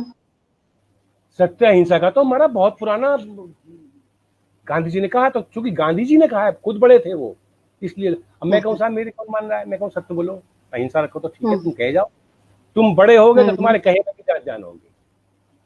खैर बहरहाल, तो मैंने ये वो बात रुतबा, महत्वपूर्ण हो जाती है। तो ये मैं गजल पेश कर रहा हूँ साहब, थोड़ा सा जी जी ये जी स्वागत है। मुझे स्वागत है। मुझे भी बहुत, मेरे भी बहुत मन की गजल है। जी जी जी। और ओस्मान मीर नाम से आप देखेंगे ना, ओस्मान मीर एक वो मीर बहुत बड़े हाँ। सिंगर, ओस्मान जी मीर, वही उन्होंने गाए थे। अच्छा। उन्होंने गाया है, वो बड़े सिंगर है, रामलीला हम्म। फिल्म में बहुत सुंदर गाया है। बहुत सुंदर गाया है, बहुत बढ़िया गाया है। बहुत हाँ। हाँ, लेकिन वो तो सिंगर है साहब, उनका तो क्या है, मैं पेश करता हूँ। जी जी जी। या तो कबूल कर मेरी कमजोरियों के साथ, वाह। या तो कबूल कर मेरी कमजोरियों के साथ, या तो वाह। कबूल कर मेरी कमजोरियों के साथ, या छोड़ दे मुझे मेरी तन्हाइयों के साथ, या बहुत छोड़ दे बहुत सुंदर। मुझे मेरी तन्हाइयों के साथ, या तो वाह। शेर बहुत हूँ सुंदर। कि लाजिम नहीं कि हर हम्म। कोई हो कामयाब ही, वाह। लाजिम नहीं कि हर कोई हो कामयाब ही, जीना भी सीख लीजिए नाकामियों के साथ, वाह। जीना भी सीख लीजिए। असल में मैं अध्यापक रहा हूँ, तो जी बच्चों की मायूसियां देखते थे, बच्चे नंबर कम आ गए तो डिप्रेशन में हो गए, फेल हो गए तो भाग के घर से, या बिजनेस में आदमी लॉस हो गया, तो तब ये थॉट जी आया कि लाजिम नहीं कि हर कोई हो कामयाब ही, जीना भी सीख लीजिए नाकामियों के साथ, बहुत सुंदर, वाह जीना भी सीख लीजिए नाकामियों के साथ, बहुत सुंदर। और देखिए साहब, हम तो गांव देहात से कनेक्शन में वो असल में होता क्या है, शेर वो मकबूल होता है, वो होता है असली शेर जो मन से कहा हुआ अपना होता है, दिल की आवाज होती है। तो ये शेर देखिए साहब, जो लोग खासतौर से गांव से जो बच्चे हैं, स्ट्रगल कर रहे हैं, या तो जद्दोजहद में जोश था, जीने का लुत्फ था, जद्दोजहद में जोश था, जीने का लुत्फ था, मुश्किल में पड़ गया हूँ मैं आसानियों के साथ। वाह वाह वाह, बहुत सुंदर, बेहतरीन, वाह। मुश्किल में पड़ गया हूँ मैं आसानियों के साथ, मुश्किल में पड़ गया हूँ मैं आसानियों के साथ, या तो यहाँ पे दिल्ली में एक निर्भया कांड हुआ था साहब, जब ये शेर हुआ था उस समय उसकी आत्मा को शांति मिले, और अब तो खैर इसमें एक चलन ही हो गया है। एक निर्भया कांड हुआ था, कितना हल्ला हुआ था, अब तो रोजाना देश का दुर्भाग्य। बिल्कुल। अर्ज करता हूँ कि शामिल हूँ तेरे गम में बहुत शर्मसार भी, शामिल हूँ तेरे गम में बहुत शर्मसार भी, लाचार हूँ खड़ा हूँ तमाशाइयों के साथ, लाचार हूँ खड़ा हूँ तमाशाइयों के साथ, या और आखिरी शेर इस गजल का शेर है ये। अच्छा, एक बात और बता, जो गजल से वाकिफ नहीं है, कभी कभी शायद बीच में कहता है गजल का शेर है। जी, आप मतलब सुना होगा आपने, हाँ, तो बीच में कहता है ना गजल का शेर है, इसका मतलब क्या होता है?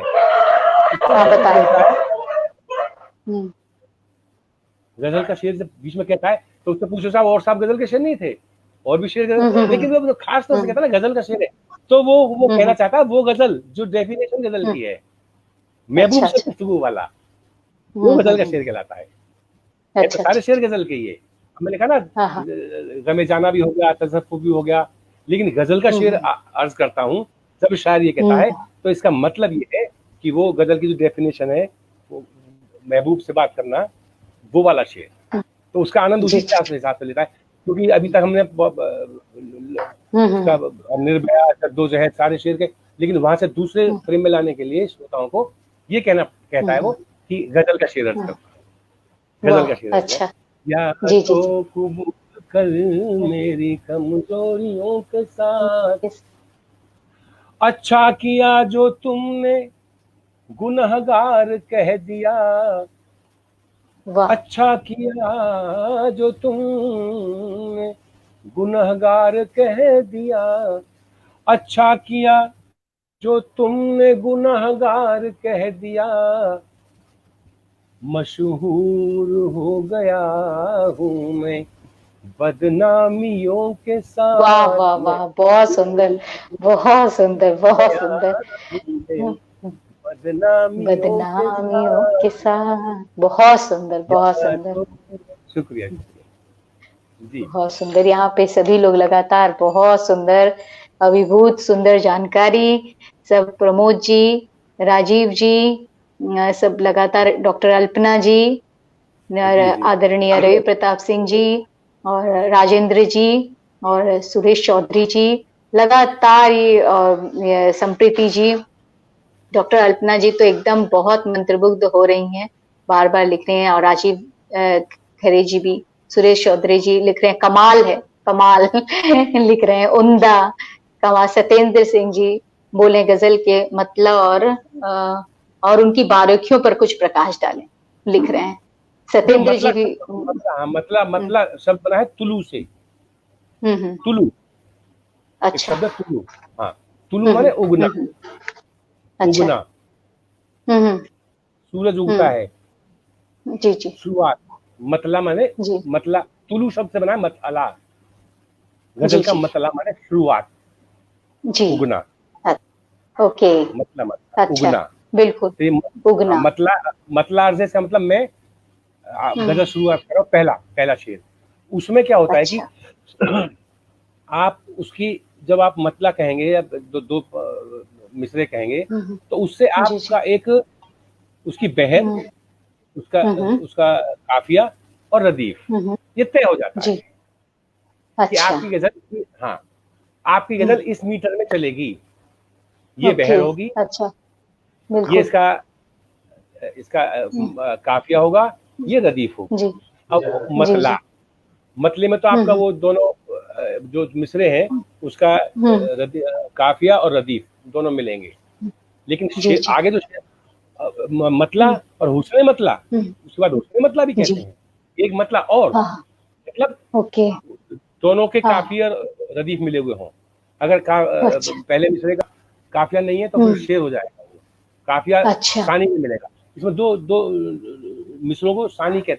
एक तो होता है मिसरा ऊला, पहले मिसरों को कहते हैं मिसरा ऊला, एक कहते हैं सानी, दूसरा एक सानी, हाँ जी, बिल्कुल। एक आपने उदाहरण सुना होगा, इसका कोई सानी नहीं है साहब, बिल्कुल, हाँ, इसका कोई सानी नहीं, इसकी कोई बराबरी नहीं है, हाँ, सानी का मतलब वो है, हाँ, जैसे कह दो साहब सचिन तेंदुलकर कोई सानी नहीं, धोनी का कोई सानी नहीं, और किसी फील्ड में कहते हैं कोई सानी नहीं साहब,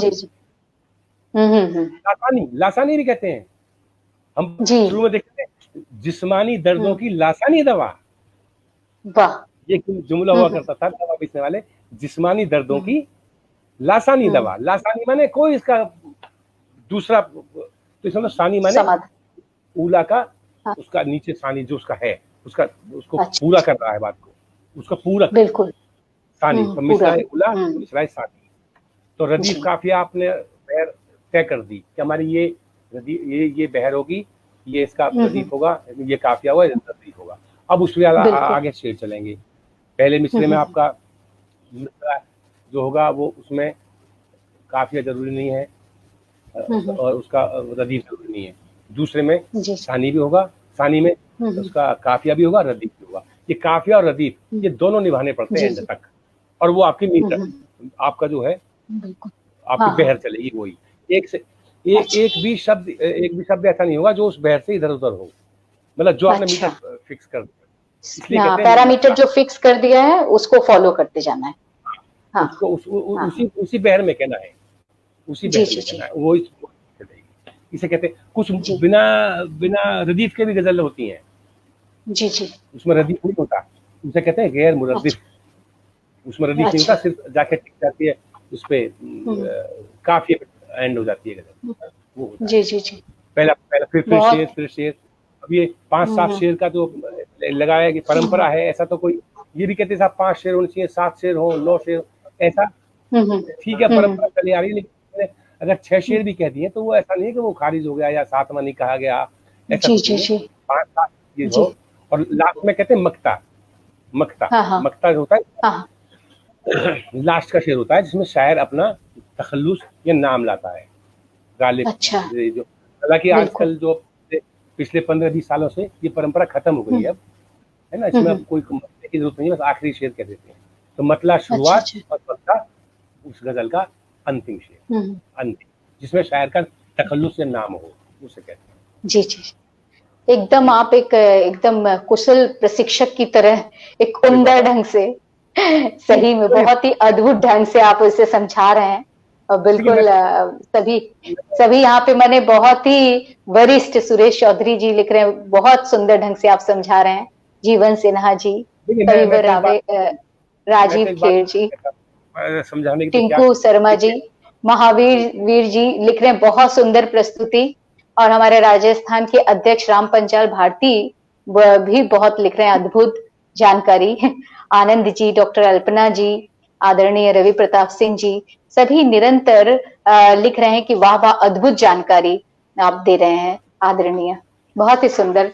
असल में है क्या, देखिए हम जानकारी तो क्या देंगे, जो जो जो हमें बताया है, हमने भी तो कहीं से, देखिए कोई भी व्यक्ति कभी भी कोई ये ना कहे, तो गजल के बहाने तो बात बताई जाती है, कभी भी कोई ये ना कहे जीवन में, कोई भी ना कहे कि मैं सेल्फ मेड हूँ। जी जी जी, nobody is self made, self made कोई हो ही नहीं सकता, क्योंकि आपको जो कुछ आप है ना, आपको किसी ने मंत्र दिया होगा, आपको किसी ने ज्ञान दिया होगा, किसी ने शिक्षा दी होगी, आपको किसी ने संस्कार दिए होंगे, आपने किसी को धन दिया होगा, किसी ने कुछ दिया होगा। सेल्फ मेड कोई नहीं होता। तो सेल्फ मेड नहीं कहना चाहिए कभी भी कि हम तो साहब हमें किसी ने नहीं करा, हम तो अपनी मेहनत से, ना, तुम्हारी मेहनत से नहीं है। जब तुम बचपन में गलियों में खेल के गिरते थे, ठोकर खा के गिरते थे, तुम्हें मोहल्ले पड़ोसी लोग उठाते थे, जब तुम भटकते थे तुम्हें लोग रोकते थे, तुम्हें आशीर्वाद देते थे, तुम्हें प्यार करते थे, तब तुम आज वो हो। तो आज हमें जो बताया है ना, जी जी, हम तो बताने वाले तो क्या है, सब हमें भी तो बताया है ना, हमें कैसे कैसे लोग साथ बैठे हैं साहब, हम हमारा सौभाग्य। बेकल साहब, बेकल उत्साही साहब, कृष्ण बिहारी नूर साहब, रूप राही साहब, कमलेश्वर, कैसे कैसे लोग, तो हम तो चाहते हैं जो हमें पता है। देखो सबको पता नहीं होता, बहुत बहुत उस्ताद हैं शायरी के, हमें पता है जो हमें बताया है। मैं तो ये मानता हूँ, इस आपके माध्यम से अपनी बात सब लोगों तक पहुंचाऊं, मैं तो ये मानता हूँ कि जो हमें बताया गया है, जो हमें भी तो किसी ने बताया है, हम उस बात को अगली पीढ़ी को दे जाएं, शायद हम उनके कर्जे से हम मुक्त हो जाएं, जिन्होंने हम पे कर्जा दिया। हम बताते थे, सब बता के तो बात लगी है पता, पढ़ के, अगर पढ़ा है तो भी बताया ही है किसी ने, अगर पढ़ा है तो भी बताया ही है, सुना है तो भी बताया ही है, किसी ने हमने पूछा है तो भी बताया ही है, हमें बताया है, वो हम आगे पीढ़ी को देके जा रहे हैं, इसलिए कि हम उस कर्ज से मुक्त हो जाएं। हमें जो दिया है तो हम ऐसे दे जाएं, बस बताने वाला भी जुड़ गए हैं। अरे वाह, हाँ, नमन सिंह जी जुड़े हैं, और डॉक्टर अल्पना जी तो हैं, संतोष संप्रीति जी हैं, लगातार बहुत ही आनंद जैन जी हैं, प्रमोद जी हैं, सब लगातार गजल कुंभ के पितामह आदरणीय दंपोरी जी को नमन, सब बार बार लिख रहे हैं। सर आपका बहुत बहुत सभी धन्यवाद ज्ञापित कर रहे हैं। गजल दुष्यंत, हाँ सर जी आप बता रहे थे गजल दुष्यंत की बात हो रही है। हाँ, गजल दुष्यंत के बाद 3 खंडों में प्रकाशित हो चुकी है, जिसमें 750 गजलकारों की लगभग 4000 गजलें का आपने संपादन किया है। और ये हमारे लिए बड़ी गौरव की बात है कि हमारे जैसे एक संपादक भी हमारे समक्ष है। सिर्फ गजलकार और शायर और उम्दा कवि ही नहीं है, बल्कि आप संपादन के क्षेत्र में भी आपने बहुत ही प्रशंसनीय कार्य किया है। और इसीलिए मुरारी बापू ने कहा है कि आप बहुत ही शुभ संपदा के धनी। उन्होंने बोला कि बड़ी ही संक्षिप्त रूप से आपके व्यक्तित्व के बहुआयामी पक्ष को देखकर वो अभिभूत हो गए, और उन्होंने इस वाक्य में आपके चरित्र को कहा कि ईश्वर की आप एक अद्भुत कृति हैं, जो हमारे मध्य आज हमारे सप्ताक्षर के मंच पर विराजमान है। ये हमारे लिए गौरव की बात है आदरणीय। अब सर मैं आपसे एक प्रश्न और ये पूछती हूँ कि साधारणतः सर देखा जाता है कि लोग गजल को कठिन विधा मानते हैं, और लिखने की इच्छा तो होती है, लेकिन लिखने के पीछे वो इतना कुछ उनके मन में आता है। तो आप उनकी समस्याओं का निराकरण करें, जो इसको कठिन कुछ भी गजल विधा नहीं, कठिन वो है जो हमारे मिजाज का नहीं है। जी जी, क्रिकेट कठिन नहीं है, क्रिकेट बहुत कठिन, गीत भी बहुत कठिन है, दोहा भी बहुत कठिन है। कठिन वो कुछ भी हो, कठिन काम वो है जो हमारे मिजाज का, हमारे मन का नहीं है, वही कठिन है। अभी आप मुझसे कहो कि साहब यहाँ पे, मैं अपना बताऊं, हम टीचर रहे जिंदगी भर, हमें कोई कहे साहब आप यहाँ टेबल पर बैठ जाओ, है ना, और बैंक में या कहीं भी और ये हिसाब किताब करते रहना सुबह शाम तक, हर जो तुम्हें तनख्वाह मिलती है उसका दुगनी तनख्वाह देंगे, अपने बस का नहीं रहना था, नहीं है। अब कीर्ति काले जी यहाँ जुड़ी हुई हैं, जी देश की बहुत बहुत बड़ी गीतकार हैं। जी जी, बहुत ही कुशल संचालक और गीत। हाँ, अब गीत इनके लिए कठिन नहीं है, क्योंकि वो इनकी तबीयत का है, इनके अंदर बस चुका है। इनको ही कहो कि साहब आप जो है कहानी लिखो आप, तो वो, या मान लो कमलेश्वर जी थे कि साहब आप तो ज़हनी है, कमलेश्वर तो बहुत बड़े साहित्यकार थे, मुझसे कहो साहब आप एक दोहा लिखो, तो कहेंगे ये तो कठिन है। तो कमलेश्वर जी के लिए दोहा कठिन है, कीर्ति काले के लिए कहानी कठिन है, तो कठिन की तो कोई परिभाषा नहीं है। असल में वो कहना हम लिखना चाहते हैं, कहना चाहते हैं, वो अपने मिजाज को नहीं समझ पा रहे हैं। अगर गजल का मिजाज है तो आ जाएगा, कठिन तो होता है सब चीज।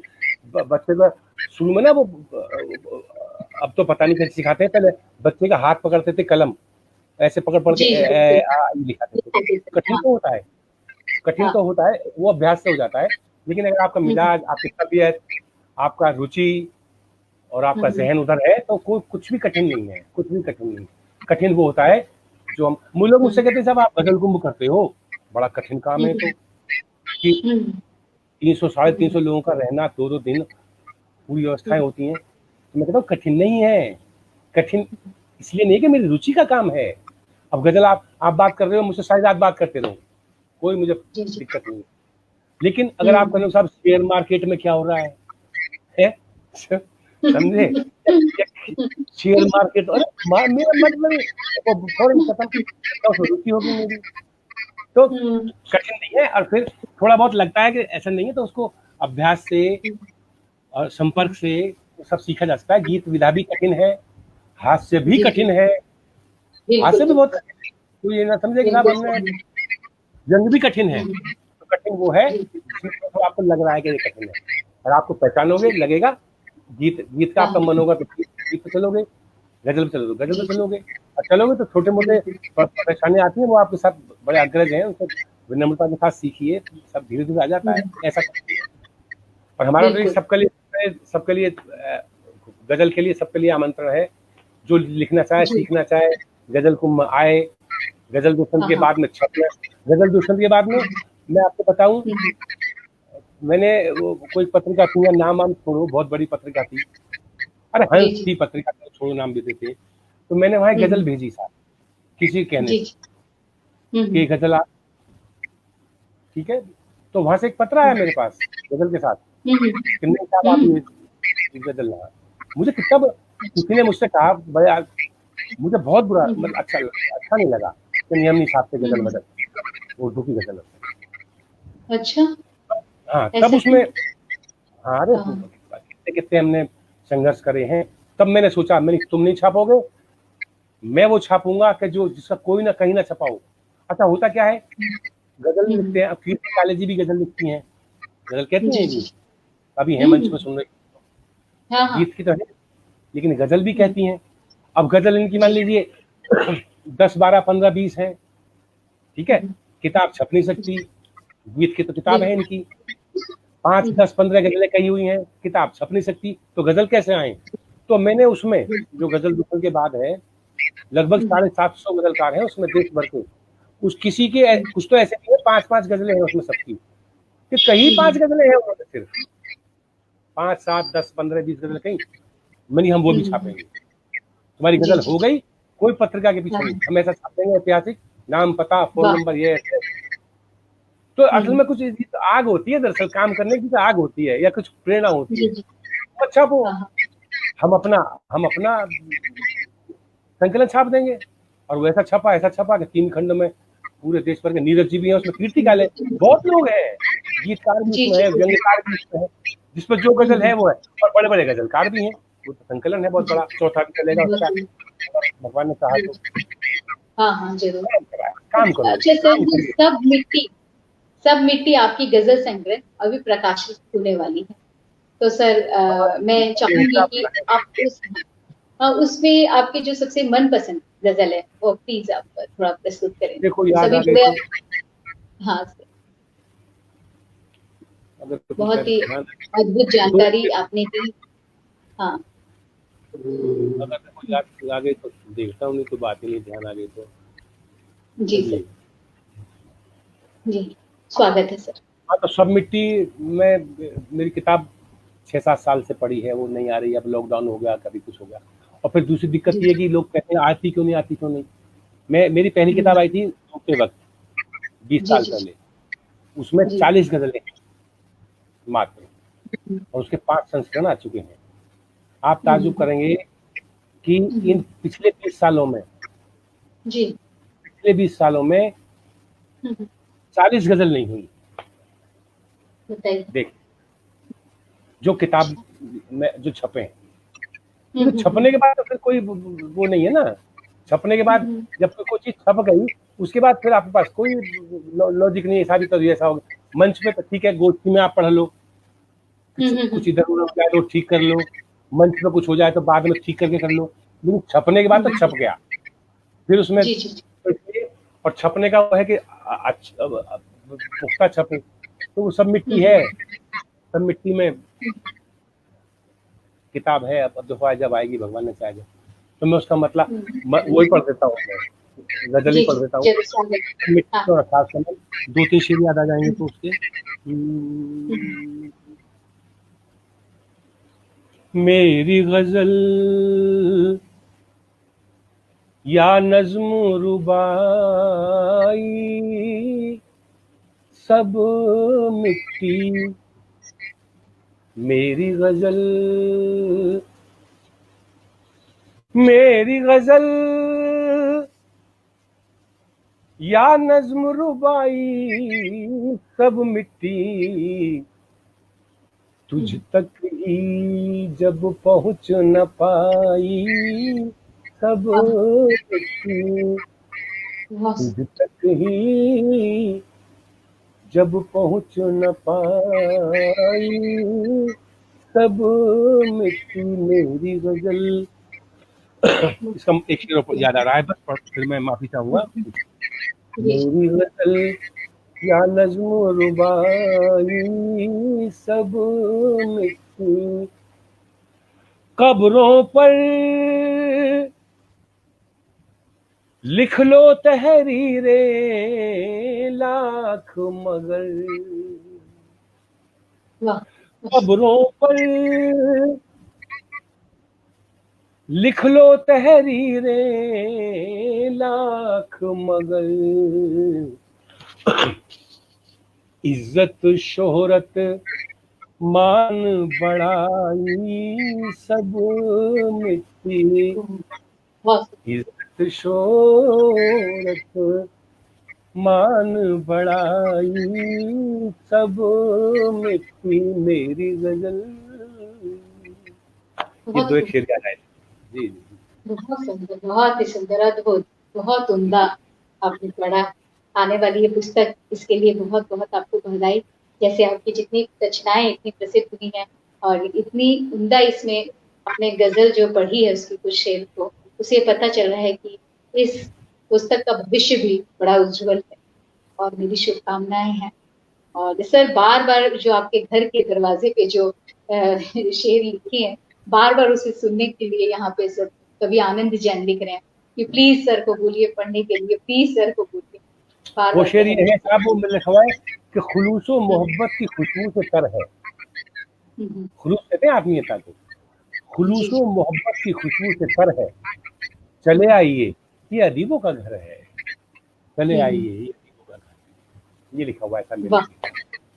बहुत सुंदर, बहुत ही बेहतरीन। और आपको पा करके सत्ताक्षर का मंच जो है वो धन्य हो गया। और आज जो आपने इस मंच पर जानकारी दी है और उससे बहुत लोगों को बहुत लाभान्वित होंगे सभी। एक और एक बात में चलते चलते और आपसे एक निवेदन कर दूं, सभी वरिष्ठ रचनाकार हैं, नए भी हैं, पुराने भी हैं। साहित्य के क्षेत्र में कम से कम एक बात ये सबको अपने अनुभव से बता रहा हूँ, जी जी आपकी 2 बातों से आपको याद रखा जाएगा, सिर्फ 2 बातें, बिल्कुल और जी कुछ याद नहीं रहेगा साहित्य की दुनिया में। जी जी स्वागत। या तो आपने किया क्या, हाँ हाँ और या आपने कहा क्या। वाह, बहुत सही। आप इतने लेते थे, इतने महंगे थे, सस्ते थे, अच्छा पढ़ते थे, बुरा कुछ नहीं रहेगा, सब खत्म। आप आप कह क्या गए। गालिब का और कौन बात पूछता है कि वो साहब यूँ करते थे, ऐसा करते थे। 50 उनमें कमियां थी, 50 अच्छाइयां थी, 50 बुराइयां थी, हो ना हो, कोई भी, तुलसी, गालिब, मीर, निराला, कैसे कैसे व्यक्तिगत सब कमी बड़ाई, आपने किया क्या या जी। आपने कहा क्या। आपका कहा तो हुआ ही याद चीज रखा मिलता है। जाएगा बस, या आपका किया हुआ, आपने क्या हम्म। किया। प्रकाश पंडित हम्म। ने कोई शायर नहीं थे, प्रकाश जी जी पंडित जी। शायर नहीं थे, उन्होंने हम्म। संपादन किया गजलों का, सारे बिल्कुल उर्दू वालों को। और बिल्कुल। ये गीता प्रेक और गोरखपुर के जो अपने ये क्या हम्म। पोतार जी हैं और जो भी है, जी जी। ऐसे ऐसे काम कर गए लोग बात, काम कर गए, काम याद रखा जाएगा। वो कोई फील्ड हो, इसका आपका फिल्म का फील्ड हो, खेल का हो, आपने किया क्या। अब सारे क्रिकेट के जो आयोजन होते हैं उसमें कुछ करते हैं, सचिन तेंदुलकर करते हैं, और जो आयोजक है वो आयोजक है, वो आयोजन करते हैं। आपके आयोजन भी कहे जाएंगे उन्होंने ये किए, आपने ये, ठीक है, सब आदमी सब काम नहीं कर सकते। तो मैं तो ये सबसे यही कहता हूँ कि नए पुराने सब लोग इसी बात पे रहें साहब, ऐसा कुछ हो जाए। हम तो हर कवि शायर ये चाहता है, उसको ये रहता है कि मेरे आपके साथ साथ बाद में भी थोड़ा सा उसे याद किया जाए। और कोई ये सोचता हो ना, वो स्वांत सुखाए वाले जो जो कवि थे तुलसीदास जी, वो अब नहीं है। जी स्वांत सुखाए नहीं है भैया, और कम से कम मैं तो हूँ नहीं साहब, बिल्कुल। इसका तो ईमानदारी है कि स्वांत सुखाए नहीं है जी, अपने सुख के लिए। अरे अपने सुख लिए कर रहे तो फिर क्यों भैया फेसबुक पर डाल रहे हो, क्यों किताब छपवा रहे हो। नहीं, थोड़ा बहुत रहता है कि मेरा मेरा कहा हुआ, मेरा लिखा हुआ ये आइडेंटिफाइड हो, लोगों में जाए और मेरे बात तक भी जाए। अब जो जितने पुराने कवि, शायर, खिलाड़ी, कलाकार जितने भी हैं, सबको सब इसलिए तो याद किए जाते हैं, उन्होंने ये कहा। अभी बीच बीच में कोट करते रहते हैं, जीवित होते हैं, बहुत सारे लोग कोट करते हैं, हमारे शेर भी कोट करते हैं, अच्छा लगता है, नाम से करते हैं, अच्छा लगता है। हमारे बाद कुछ शेर हो जाएंगे, हम भी पुराने शेरों को, दुष्यंत ने ये कहा था, कहते हैं ना, गालिब ने ये कहा था, बशीर बद्र ने ये कहा था, जीवित के भी और बाद के भी। तो दो बातें याद रखी जाएंगी बस। आखिर मेरा निवेदन ये है कि या तो किया क्या, कुछ करके जाओ या कुछ कह, बस, या तो करो और या कहो, जैसे और जैसे कुछ को जुगाड़ नहीं है। अपनी, हाँ, अपनी रचना की एक दो और शेर जाते जाते सुना दे, और सभी श्रोता सुन करके रचना का हो तो जाए। बंद नहीं है ना, बातचीत में एकदम रचना आ लेकिन मैं जाती है। जानती हूँ, लेकिन आपको देख करके लोग जो है वो शमन नहीं कर पा रही। लग रहा है कि कुछ पंक्तियां आपके मुखार बिंदु से निकल जाए और हम अभिभूत हों। वो तो है ना, या तो उधर मामला हो या उधर हो। चलिए मैं बहुत सुंदर, आपने बड़ा ही ऐसी बात, आपने बहुत ही एक वाक्य में आपने इतनी अच्छी बात की कि अगर इस अपने को स्मरणीय बनाना है तो कुछ अनुपम अद्वितीय करने पर ध्यान केंद्रित करें या कुछ अद्भुत कहें। बहुत ही चलिए सुंदर बात। मैं एक गजल के 2-3 शेर सुना देता हूँ। जी जी, स्वागत स्वागत। बाज़ारे नुमाइश में मैं किरदार संभालूं, बाज़ारे नुमाइश में, बाज़ारे नुमाइश में मैं किरदार संभालूं, घर बार संभालूं कि तेरा प्यार संभालूं, घर बार संभालूं कि तेरा प्यार संभालूं, बाज़ारे नुमाइश में। ये शेर देखिए। इस दौरे तरक्की में बचानी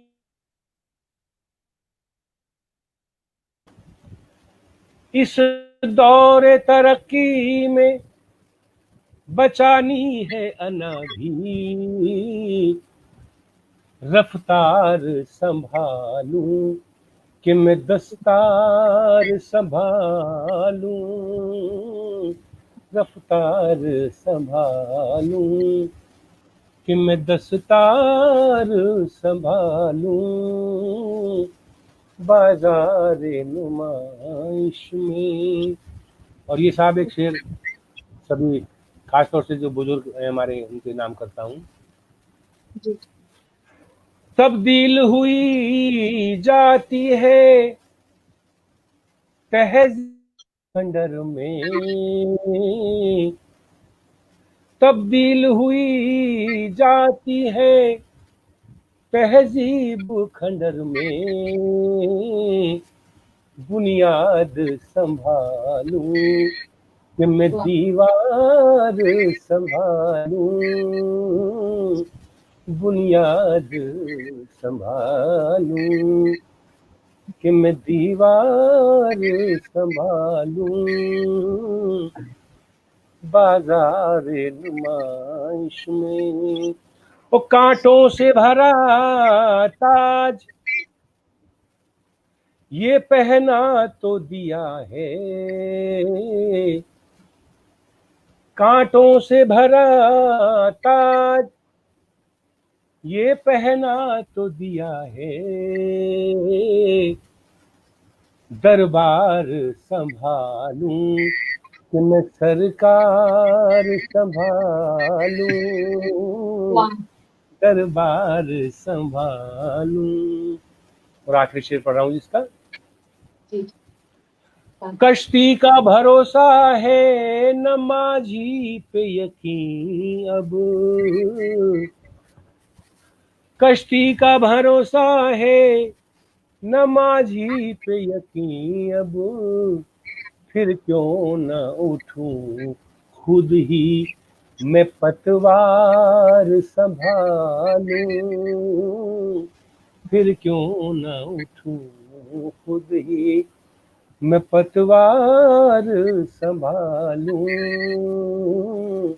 बाजार नुमाइश में। शुक्रिया, बहुत धन्यवाद। बहुत सुंदर, एक बेहतरीन कार्यक्रम और इतने अच्छे ढंग से आपकी प्रस्तुति, अद्भुत अद्भुत माने स्मरणीय कार्यक्रम हो गया, ऐतिहासिक कार्यक्रम। हस्ताक्षर अंत तक लोग बहुत अधिक संख्या में लोग जुड़े रहे, एकदम इधर से उधर हिले नहीं और सभी अभिभूत हुए। और आज हम धन्य हुए सर आपके साथ ये कार्यक्रम करके। आपका भी बहुत बहुत धन्यवाद कि आपने इतने लोगों से जुड़वाने की ये जो कार्यक्रम में प्रयास किया, अच्छा लगा।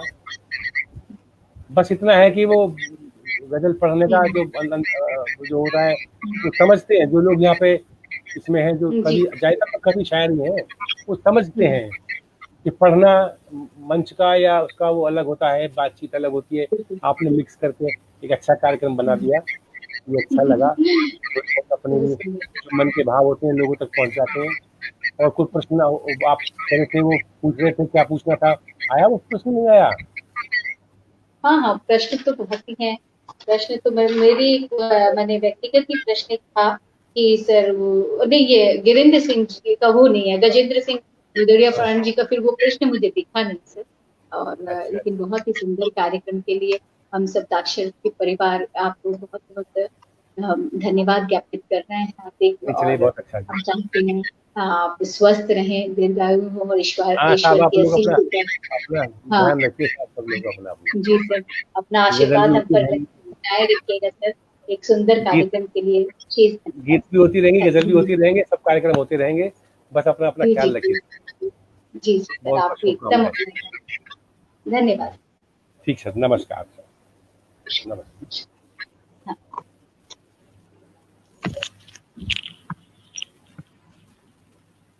बहुत ही सुंदर।